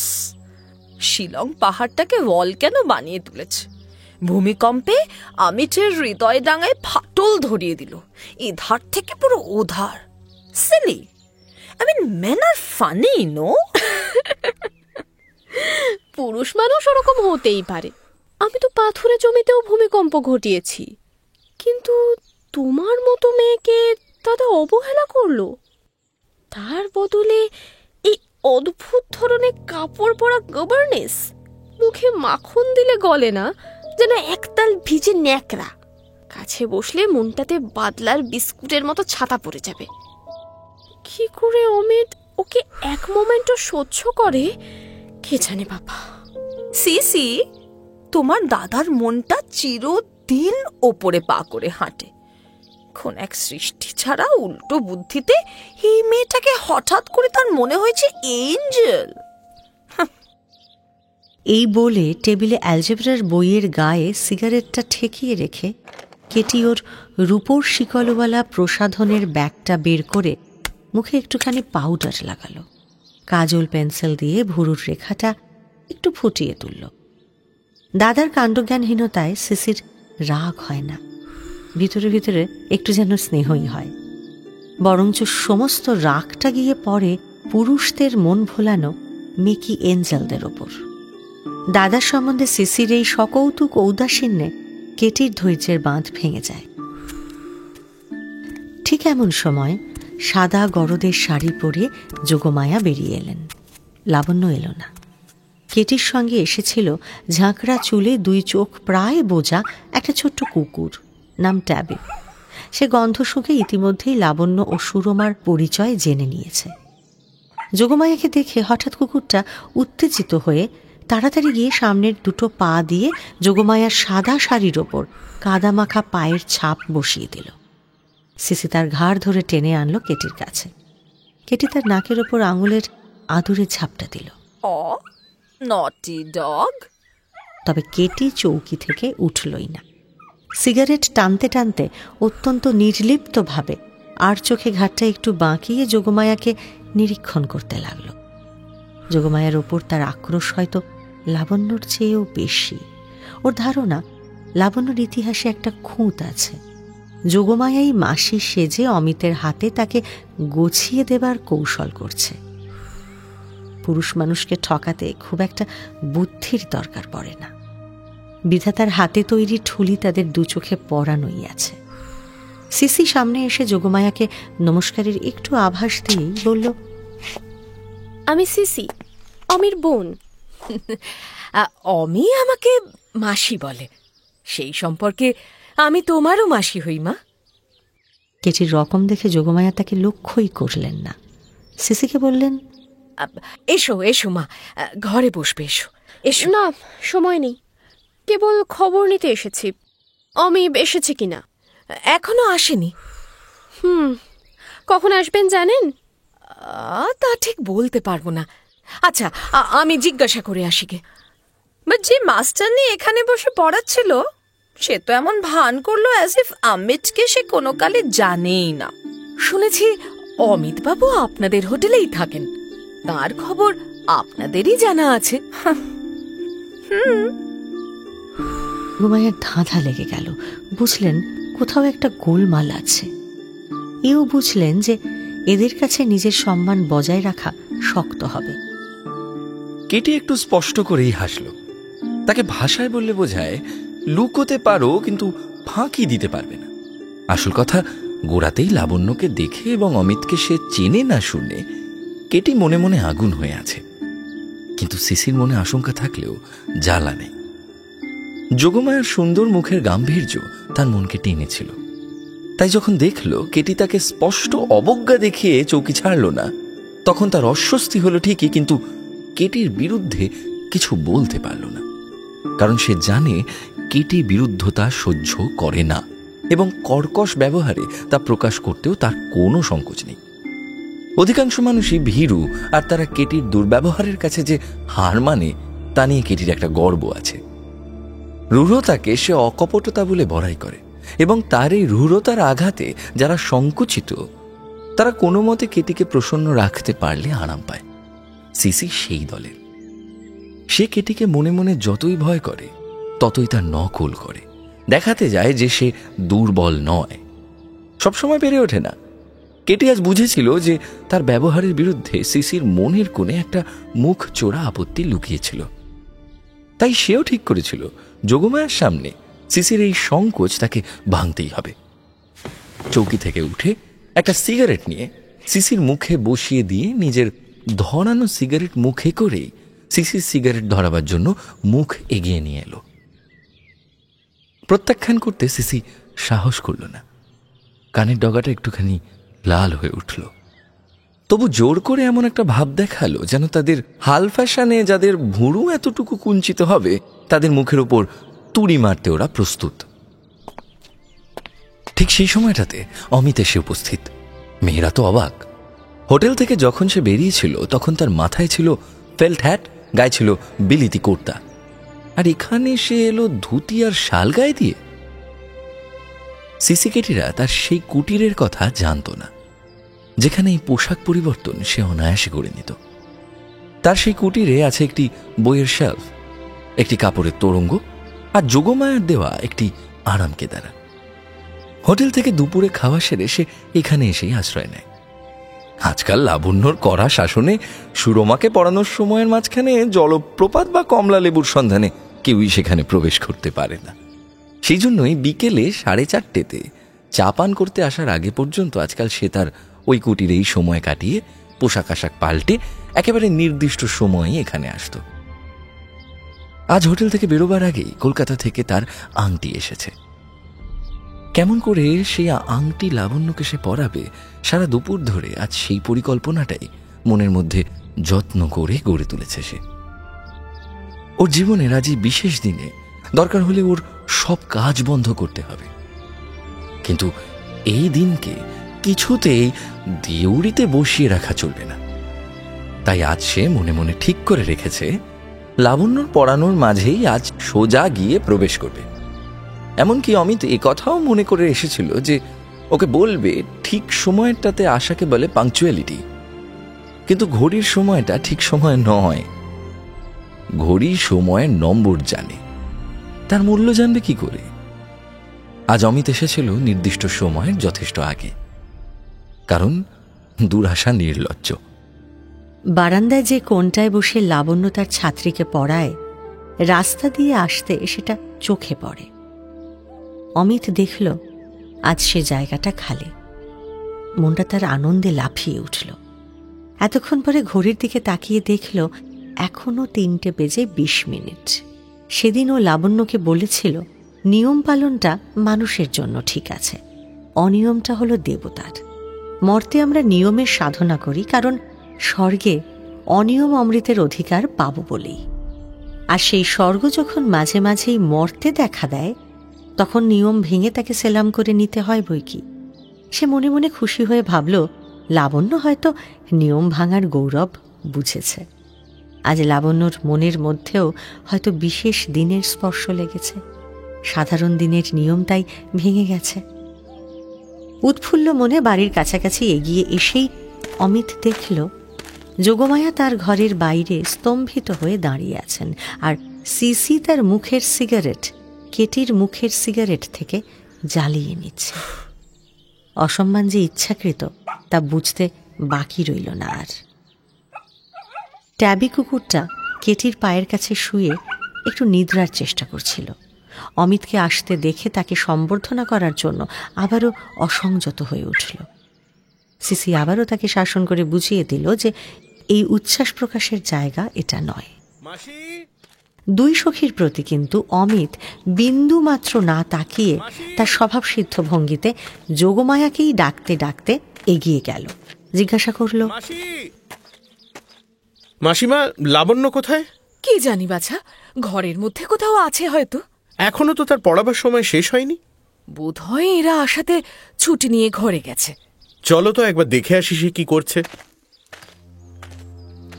যোগমায়াকে নিয়ে অমিত ঘরে গেল। সামনে যে আরও দুজন রয়েছে সেটা বেশ সচেতনভাবে সম্পূর্ণই অস্বীকার করল সে। সিসি রেগে গিয়ে একটু চেঁচিয়েই উঠল। কেটিও কম জ্বলেনি। অপমান! চলো কেটি, ঘরে যাই। আমি এর শেষ না দেখে যাব না। কোনো ফল হবে না। হতেই হবে ফল।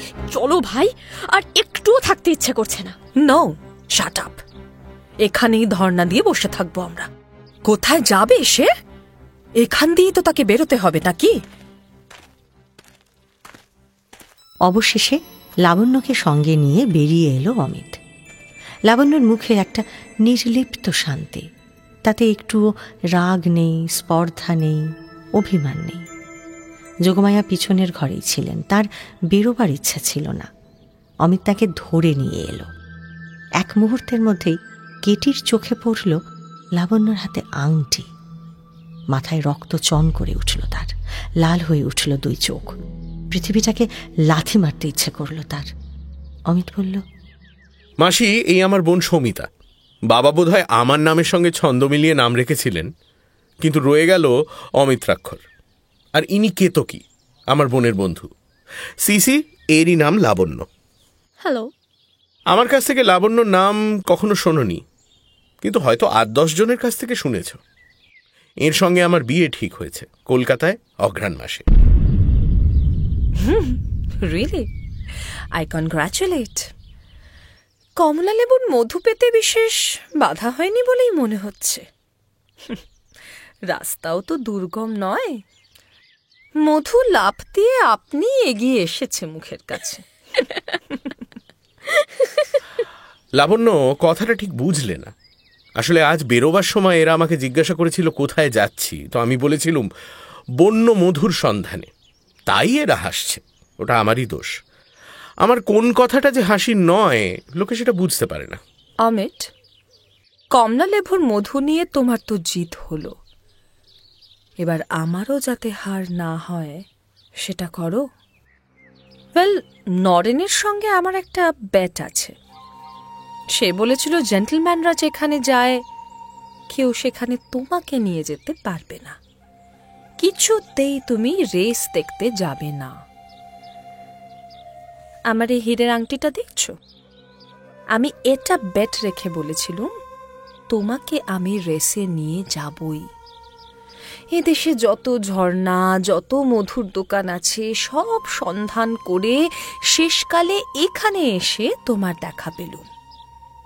বলো না ভাই সিসি, কত ফিরতে হয়েছে আমাদের বুনোহাঁস শিকারের চেষ্টায়, বলো।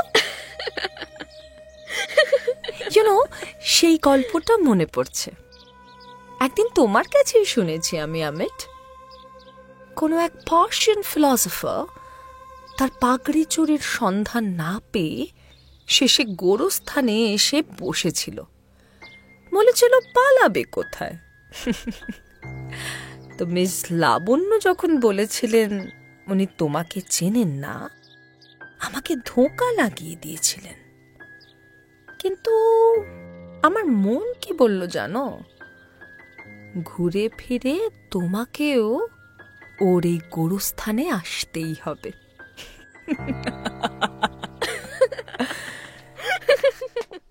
লাবণ্য, অমিত আপনার নাম মুখে আনলো না, মধুর ভাষাতে ঘুরিয়ে বলল কমলা লেবুর মধু, কিন্তু আপনার সরল বুদ্ধিতে আপনি কিন্তু কথা ঘুরিয়ে বলতে পারলেন না। কেমন ফাঁস করে বলে ফেললেন অমিতকে নাকি আপনি জানেনই না। তবু দণ্ডদাতা আপনাদের কোনো দণ্ডই দিলেন না। শক্ত পথের মধুও একজন এক চুমুকে খেয়ে নিলেন, আর অজানাকেও একজন এক দৃষ্টিতেই জানলেন। কি এখন কেবল আমার ভাগ্যেই হার হবে? এই সিসি, দেখো তো কি অন্যায়। ট্যাবি, অমিত, তুমি তো জানো এই হীরের আংটি আমি যদি হারি তাহলে এ জগতে আমার আর কোনো সান্ত্বনা থাকবে না। এই আংটি একদিন তুমি আমাকে দিয়েছিলে অমিত, এক মুহূর্ত তা হাত থেকে খুলিনি। এই আংটি আমার দেহের সঙ্গে এক হয়ে গেছে।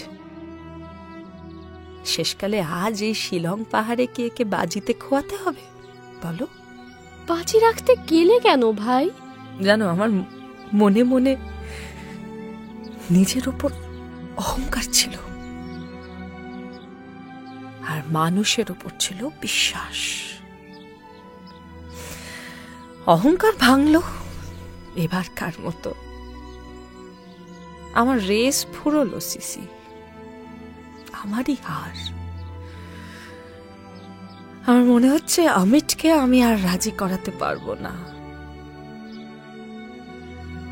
অমিত এমন অদ্ভুত ভাবে যদি হারাবে, সেদিন এত আদরে আংটি দিয়েছিলে কেন?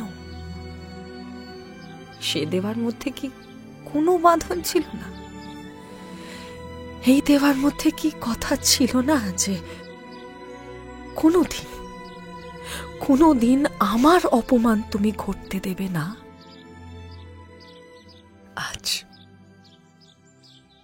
আজ থেকে 7 বছর আগে এই কেঠির বয়স যখন 18, সেদিন এই আংটি অমিত নিজের আঙুল থেকে খুলে ওকে পরিয়ে দিয়েছিল। তখন কেটি আর অমিত দুজনেই ছিল ইংল্যান্ডে। অক্সফোর্ডে একজন পাঞ্জাবি যুবক ছিল কেটির প্রণয় মুগ্ধ। সেদিন সেই পাঞ্জাবির সঙ্গে নদীতে বাজ খেলে অমিতই জিতেছিল। জুন মাসের জ্যোৎস্নায় সমস্ত আকাশ যেন কথা বলে উঠেছিল। মাঠে মাঠে ফুলের প্রচুর রঙের পাহাড়ে পৃথিবী যেন তার ধৈর্য হারিয়ে ফেলেছিল। ঠিক ঠিক সেই মুহূর্তে অমিত কেটির হাতে আংটি পরিয়ে দিয়েছিল। আংটি হাতে পরা হলে অমিত তার কানে কানে বলেছিল, Tender is the night, And happily the moon is on her throne. মন আমে। ফরাসি ভাষায় যার মানে হচ্ছে বধূ বা বন্ধু। কেটি তখন বেশি কথা বলতে শেখেনি। কিডসের ওড টু এ নাইটিঙ্গেলের পংক্তি শুনে দীর্ঘ নিঃশ্বাস ফেলে কেবল ওই শব্দটুকু মনে মনে বলেছিল। আজ অমিতের মুখেও জবাব বেঁধে গেল, ভেবে পেল না কি বলবে। কেটি আবারও বলল, বাজিতে যদি হারলুম, তবে আমার এই চিরদিনের হারের চিহ্নটা তোমার কাছেই থাক অমিত। আমার হাতে রেখে একে আমি মিথ্যে কথা বলতে দেব না। না। আংটিটা খুলে টেবিলটার ওপর রেখে দ্রুত বেগে সে চলে গেল। এনামেল করা মুখের ওপর দিয়ে তখন দরদর করে চোখের জল গড়িয়ে পড়ছে। শোভনলালের লেখা একটা চিঠি এলো লাবণ্যর হাতে। শিলংয়ে কাল রাত্রে এসেছি। যদি দেখা করতে অনুমতি দাও তবে দেখতে যাব, না যদি দাও তাহলে কালই ফিরব। তোমার কাছে শাস্তি পেয়েছি, কিন্তু কবে কি অপরাধ করেছি তা আজ পর্যন্ত স্পষ্ট করে বুঝতে পারিনি। আজ এসেছি তোমার কাছে সেই কথাটি শোনবার জন্যে, নইলে মনে শান্তি পাচ্ছি না। ভয় করো না, আমার আর কোনো প্রার্থনা নেই। লাবণ্যর চোখ জলে ভরে এলো, মুছে ফেলল সে। চুপ করে বসে ফিরে তাকিয়ে রইল নিজের অতীতের দিকে। যে অঙ্কুরটা বড় হয়ে উঠতে পারত, অথচ সে নিজে যেটাকে চেপে দিয়েছে, বাড়তে দেয়নি, তার সেই কচি বেলাকার করুণ ভীরুতা ওর মনে এলো। এতদিনে সে ওর সমস্ত জীবনকে অধিকার করে তাকে সফল করতে পারত, কিন্তু সেদিন লাবণ্যর ছিল জ্ঞানের গর্ব, বিদ্যার একনিষ্ঠ সাধনা আর উদ্ধত স্বাতন্ত্র্যবোধ। সেদিন সে তার বাবার মুগ্ধতা দেখে ভালোবাসাকে দুর্বলতা বলে মনে মনে ধিক্কার দিয়েছিল। ভালোবাসা আজ তার শোধ নিল, অভিমান ধূলিসাৎ করে দিল। সেদিন যা সহজে হতে পারত, নিঃশ্বাসের মতো, সরল হাসির মতো, আজ তাই কঠিন হয়ে উঠল। সেদিনকার জীবনের সেই অতিথিকে দুহাত বাড়িয়ে গ্রহণ করতে আজ বাধা পড়ে, অথচ তাকে ত্যাগ করতেও বুক ফেটে যায়। মনে পড়ল অপমানিত শোভনলালের সেই কুণ্ঠিত ব্যথিত মুখ। তারপরে কত দিন কেটে গেছে। যুবকের সেই প্রত্যাখ্যাত ভালোবাসা এতদিন কোন অমৃতে বেঁচে রইল, সেটাই ভেবে লাবণ্য অবাক হয়ে যায়। হয়তো শোভনলালের নিজেরই আন্তরিকতায়। লাবণ্য তাকে চিঠি লিখতে বসে। তুমি আমার সকলের বড় বন্ধু। এ বন্ধুত্বের পুরো দাম দিতে পারি এমন ধন আজ আমার হাতে নেই। তুমি কোনোদিন দাম চাওনি, আজও তোমার যা দেবার জিনিস তাই দিতে এসেছ, কিছুই দাবি না করে। চাইনে বলে ফিরিয়ে দিতে পারি এমন শক্তি নেই আমার, এমন অহংকারও নেই। চিঠিটা লিখে পাঠিয়ে দিয়েছে এমন সময় অমিত এসে বলে, বন্যা, চলো আজ দুজনে একবার বেরিয়ে আসি গে। চলো। অমিত ভয়ে ভয়েই বলেছিল কথাটা। ভেবেছিল লাবণ্য হয়তো আজ যেতে রাজি হবে না, কিন্তু লাবণ্য সহজভাবেই রাজি হলো দেখে অমিত স্বস্তি পেল। দুজনে বেরোলো। অমিত একটু দ্বিধার সঙ্গেই লাবণ্যর হাতটিকে হাতের মধ্যে নেবার চেষ্টা করল। লাবণ্য একটুও বাধা না দিয়ে হাত ধরতে দিল। অমিত হাতটা একটু জোরে চেপে ধরল। তাতেই মনের কথা যেটুকু প্রকাশ পায় তার বেশি কিছু আজ আর মুখে বলতে পারল না সে। চলতে চলতে সেদিনকার সেই জায়গাতে এলো যেখানে বনের মধ্যে হঠাৎ একটুখানি ফাঁক। সবুজের ছোঁয়াহীন সেই পাহাড়ের চূড়ার উপর সূর্য তার শেষ স্পর্শ দিয়ে নেমে গেল। দুজনের চলা সেখানে থামিয়ে সেই দিকে মুখ করে দাঁড়িয়ে রইল দুজনে। লাবণ্য আস্তে আস্তে বলল, একদিন একজনকে যে আংটি পরিয়েছিলে, আমাকে দিয়ে আজ সে আংটি খোলালে কেন? তোমাকে সব কথা বোঝাবো কেমন করে বন্যা? সেদিন যাকে আংটি পরিয়েছিলুম আর যে আজ সেটা খুলে দিল, তারা দুজনে যে একই মানুষ নয়। তাদের মধ্যে একজন সৃষ্টিকর্তার আদরে তৈরি, আর একজন তোমার অনাদরে গড়া। কথাটা সম্পূর্ণ ঠিক নয়। যে আঘাতে আজকের কেটি তৈরি, তার দায়িত্ব কেবল আমার একার নয়। কিন্তু মিতা, নিজেকে যে একদিন সম্পূর্ণ তোমার হাতে উৎসর্গ করেছিল, তাকে তুমি আপনার করে রাখলে না কেন? যে কারণেই হোক, আগে তোমার মুঠো আলগা হয়েছে, তারপরে 10-এর মুঠোর চাপ পড়ে ওর মূর্তি গেছে বদলে। তোমার মন একদিন হারিয়েছে বলেই 10-এর মনের মতো করে নিজেকে সাজাতে বসেছে সে। আজ তো দেখি ও বিলিতি দোকানের পুতুলের মতো। সেটা সম্ভব হতো না যদি ওর হৃদয়ে বেঁচে থাকত। যাকে সেসব কথা। তোমার কাছে আমার একটা প্রার্থনা আছে, রাখতে হবে। বলো, নিশ্চয়ই রাখবো।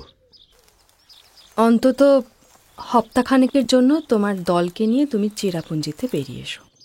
ওকে আনন্দ দিতে যদি নাও পারো, ওকে আমোদ দিতে পারবে। আচ্ছা। একটা কথা তোমাকে বলি মিতা, আর কোনোদিন বলবো না। তোমার সঙ্গে আমার যে অন্তরের সম্বন্ধ, তা নিয়ে তোমার লেশমাত্র দায় নেই। আমি রাগ করে বলছি না, আমার সমস্ত ভালোবাসা দিয়েই বলছি। আমাকে তুমি আংটি দিও না, কোনো চিহ্ন রাখবার কিছু দরকার নেই।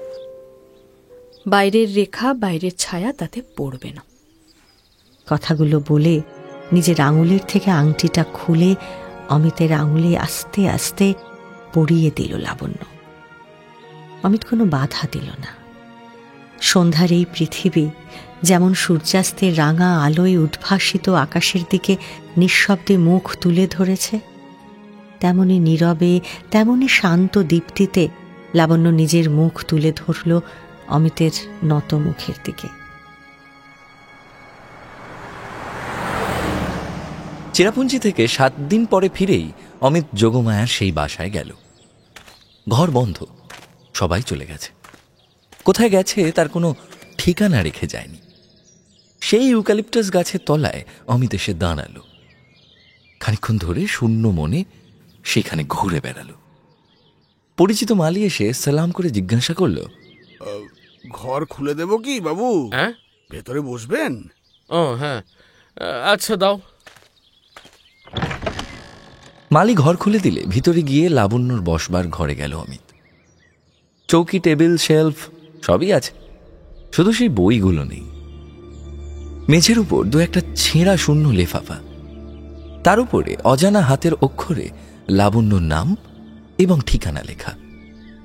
2-4টে ব্যবহার করা পরিত্যক্ত কলমের নিব এবং শেষ হয়ে আসা খুব ছোট পেন্সিল টেবিলের উপর পড়ে রয়েছে। পেন্সিলটা পকেটে নিল অমিত। এর পাশেই শোবার ঘর। লোহার খাটে কেবল একটা গদি, আর আয়নার টেবিলে একটা শূন্য তেলের শিশি।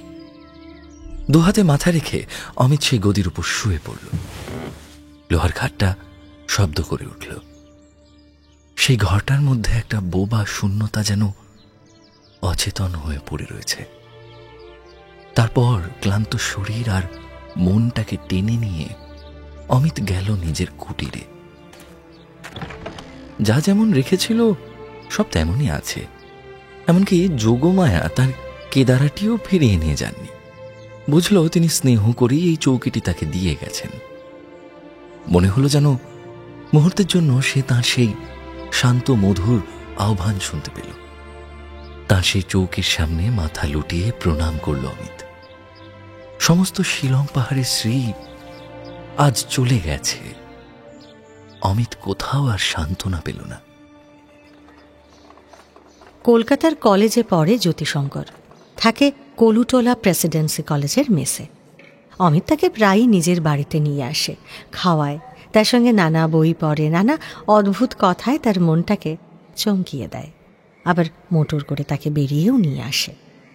তারপর বেশ কিছুদিন জ্যোতিশঙ্কর অমিতের আর কোনো খবর পায় না। কখনো শোনে সে নৈনিতালে, কখনো বা অন্য কোথাও। একদিন শুনল অমিতের এক বন্ধু ঠাট্টা করে বলছে, অমিত আজকাল কেটি মিত্তিরের বাইরের রংটা ঘোচাতে উঠে পড়ে লেগেছে ভায়া। এতদিন অমিত মূর্তি করবার শখ মেটাতে কথা দিয়ে, এখন পেয়েছে একেবারে সজীব মানুষ। সে মানুষটিও তো একে একে নিজের ওপরকার সব রঙিন পাপড়িগুলো খসাতে রাজি হয়েছে ভাই। অমিতের বোন লিসি বলছিল যে কেটিকে নাকি একেবারে চেনাই যায় না। সে নাকি বন্ধুদের বলে দিয়েছে তাকে কেতকী বলে ডাকতে। লোকে তো আরো বলছে। কি বলছে শুনি শুনি? বলছে নৈনিতালের সরোবরে নৌকা ভাসিয়ে কেটি তার হাল ধরেছে, আর অমিত নাকি তাকে রবি ঠাকুরের ওই নিরুদ্দেশ যাত্রা পড়ে শোনাচ্ছে। অবশেষে অমিত ফিরে এলো। শহরে রাষ্ট্র হয়ে গেল যে কেতকীর সঙ্গে তার বিয়ে, অথচ অমিতের নিজের মুখে একদিনও জ্যোতি এই প্রসঙ্গে একটা কথাও শোনেনি। অমিতের ব্যবহারেও অনেকখানি বদল ঘটেছে। আগের মতোই জ্যোতিকে অমিত ইংরেজি বই কিনে উপহার দেয়, কিন্তু তাকে নিয়ে সন্ধেবেলায় সেসব বইয়ের আলোচনা আর করে না। জ্যোতি বুঝতে পারে আলোচনার ধারাটা এখন বইছে এক নতুন খাদে। আজকাল মোটরে বেড়াতে সে জ্যোতিকে আর ডাকেও না। জ্যোতির বয়সে একথা বোঝা কঠিন নয় যে অমিতের নিরুদ্দেশ যাত্রার পার্টিতে তৃতীয় ব্যক্তির জায়গা হওয়া অসম্ভব। জ্যোতি আর থাকতে পারে না। অমিতকে নিজেই একদিন গায়ে পড়ে জিজ্ঞাসা করে, অমিতদা, শুনলাম মিস কেতকী মিত্রের সঙ্গে তোমার বিয়ে। লাবণ্য কি এ খবর জেনেছে? না, আমি তাকে কিছুই লিখিনি। তোমার মুখে পাকা খবর পাইনি বলেই চুপ করে আছি। খবরটা সত্যি, কিন্তু লাবণ্য হয়তোবা ভুল বুঝবে। আরে আরে এতে ভুল বোঝার জায়গা কোথায়? বিয়ে করো যদি তো বিয়ে করবে, সোজা কথা। দেখো জ্যোতি, মানুষের কোনো কথাটাই সোজা নয়। আমরা ডিকশনারিতে যে কথার এক মানে বেঁধে দিই, মানুষের জীবনে সেই একটা কথার মানেটা সাতখানা হয়ে যায়, সমুদ্রের কাছে এসে গঙ্গার মতো। অর্থাৎ তুমি বলছো বিবাহ মানে বিবাহ নয়? আমি বলছি বিবাহের হাজারখানা মানে। মানুষের সঙ্গে মিশে তার মানে হয়, মানুষকে বাদ দিয়ে তার মানে বের করতে গেলে ধাঁধা লাগে। আহা, তোমার বিশেষ মানেটাই বলো না। সংজ্ঞা দিয়ে বলা যায় না, জীবন দিয়ে বলতে হয়। যদি বলি ওর আসল মানেটা ভালোবাসা, তাহলেও আর একটা কথায় গিয়ে পড়ব। ভালোবাসা কথাটা বিবাহ কথার চেয়ে আরো অনেক বেশি জ্যান্ত। তাহলে অমিতদা, কথা বলাই বন্ধ করতে হয় যে। কথা কাঁধে নিয়ে মানের পিছন পিছন ছুটবো, আর মানেটা বাঁয়ে তাড়া করলে ডাইনে, আর ডাইনে তাড়া করলে বাঁয়ে দৌড় মারবে। এমন হলে তো কাজই করা যাবে না। মন্দ বলনি। আমার সঙ্গে থেকে তোমার বেশ মুখ ফুটেছে। সংসারে কোনো মতে কাজ চালাতেই হবে, তাই কথার নেহাত দরকার, কিন্তু সে কথায় সবসময় সত্য থাকে না। আর উপায়ই বাকি, না হলে কাজ চালানোটাই যে দায় হয়ে পড়ে। তবে কি আজকের কথাটাকে একেবারেই খতম করতে হবে? এই আলোচনাটা যদি নিতান্তই জ্ঞানের গরজে হয়, প্রাণের গরজে না হয়, তাহলে খতম করতে দোষ নেই। ধরে নাও না প্রাণের গরজেই।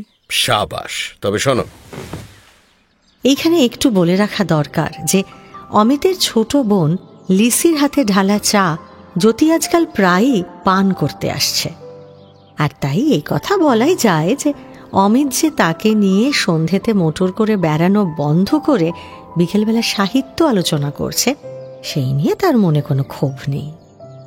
অমিতকে জ্যোতি সর্বান্তকরণে ক্ষমা করেছে।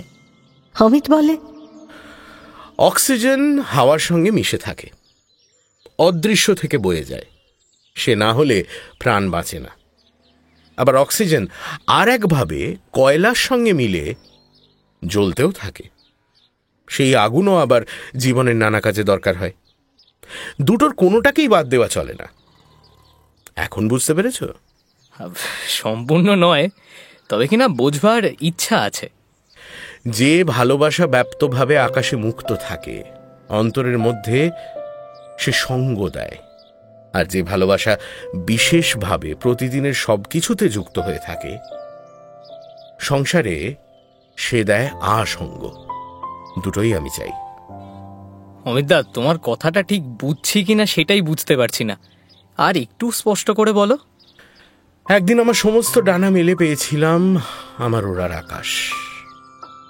আজ আমি পেয়েছি আমার ছোট্ট বাসা, ডানা গুটিয়ে বসেছি, কিন্তু আমার আকাশও রইল।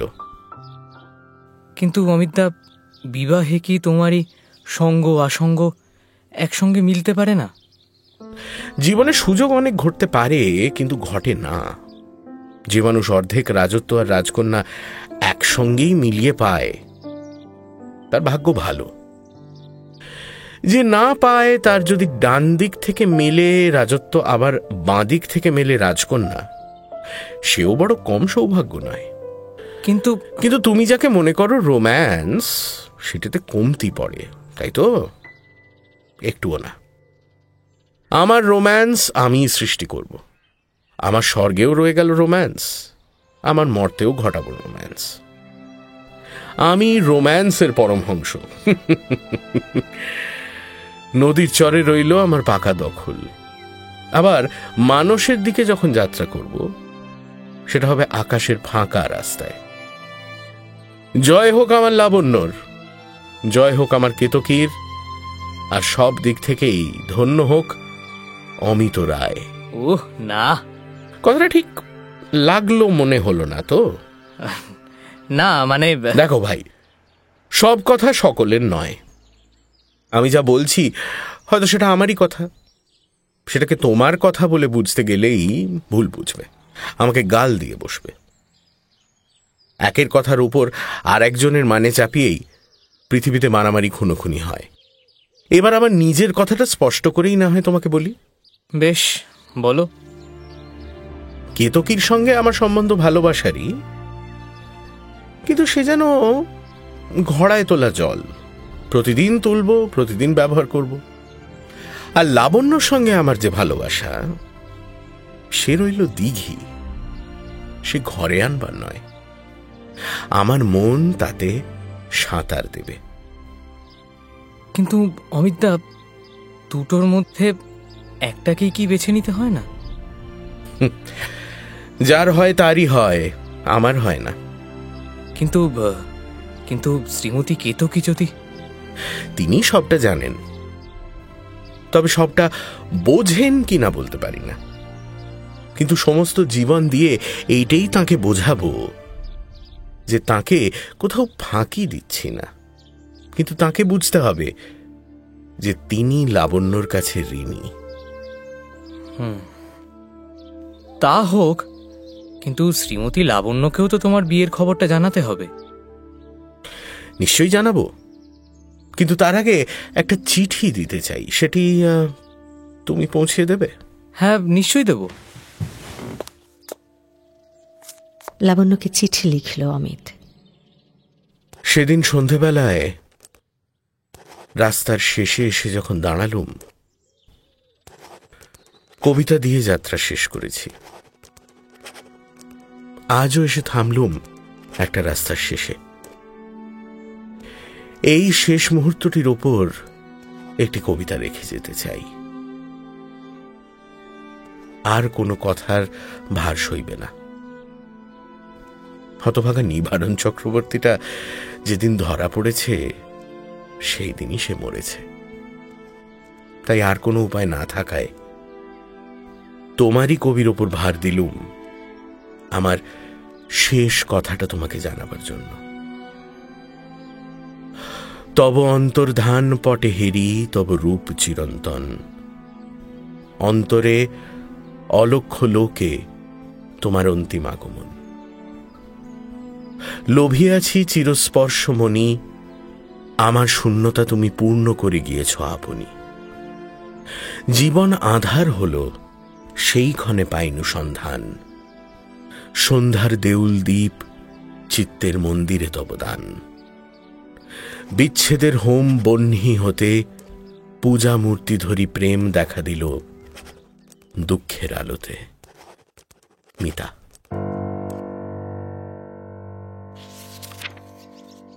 তারপরে আরো কিছুকাল গেল।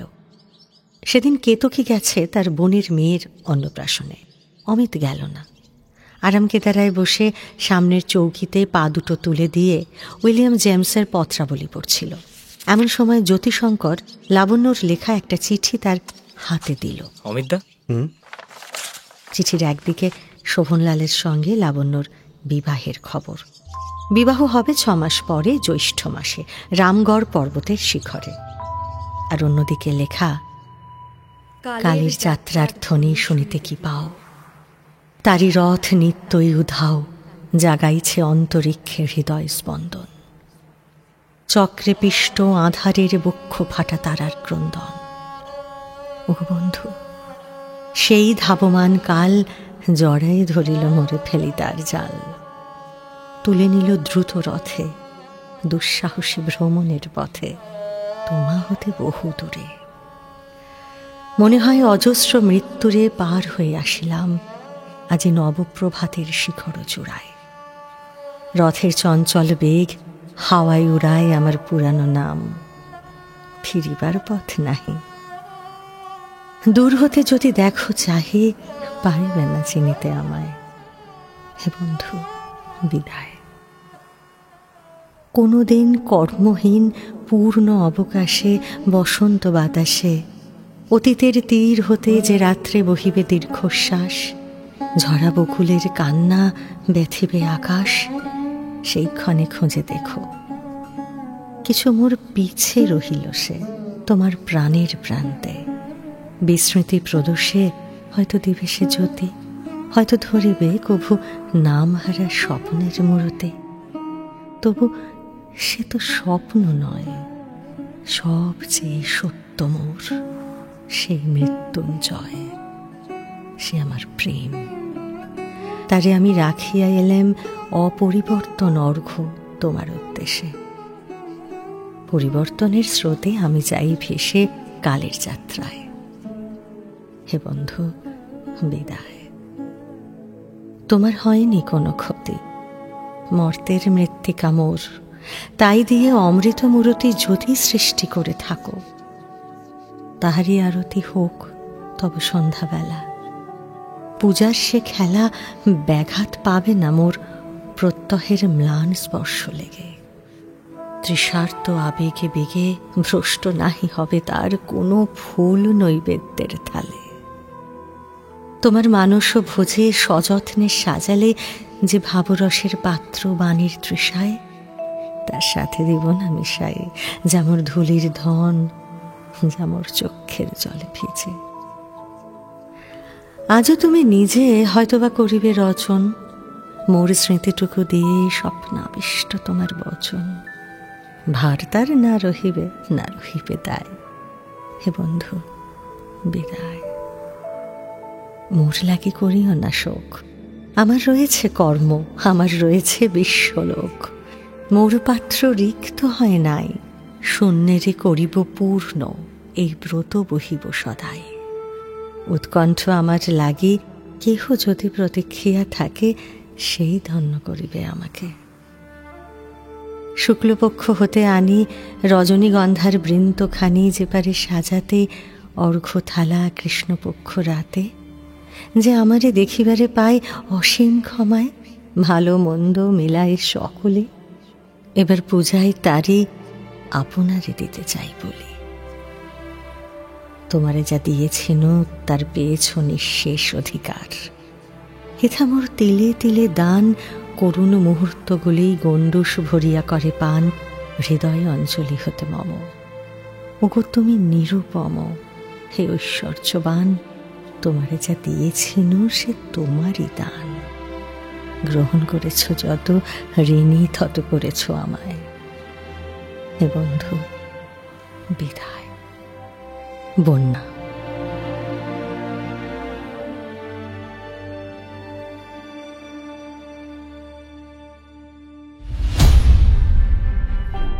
শুনলেন রবীন্দ্রনাথ ঠাকুরের লেখা শেষের কবিতার শেষ পর্ব। আজকের প্রশ্ন, কার লেখা চিঠি দিয়ে এই গল্পটি শেষ হল? গত সপ্তাহের শেষের কবিতার প্রথম পর্বের প্রশ্ন ছিল, যোগমায়াকে কি বলে ডাকে লাবণ্য? প্রথম 10 জন সঠিক উত্তরদাতা হলেন রীমা দাস, প্রিয়া নস্কর, বেনু, অসিত নস্কর, স্বস্তিক দাস, প্রতুল রিট, আরিফা খাতুন, মিনতি সরকার, ইন্দ্রনীল ও রুধি। নটার গল্প, গল্পে গল্পে জমজমাট। আমাদের এই চ্যানেলটি শেয়ার ও সাবস্ক্রাইব করুন। বেল আইকন প্রেস করতে ভুলবেন না কিন্তু।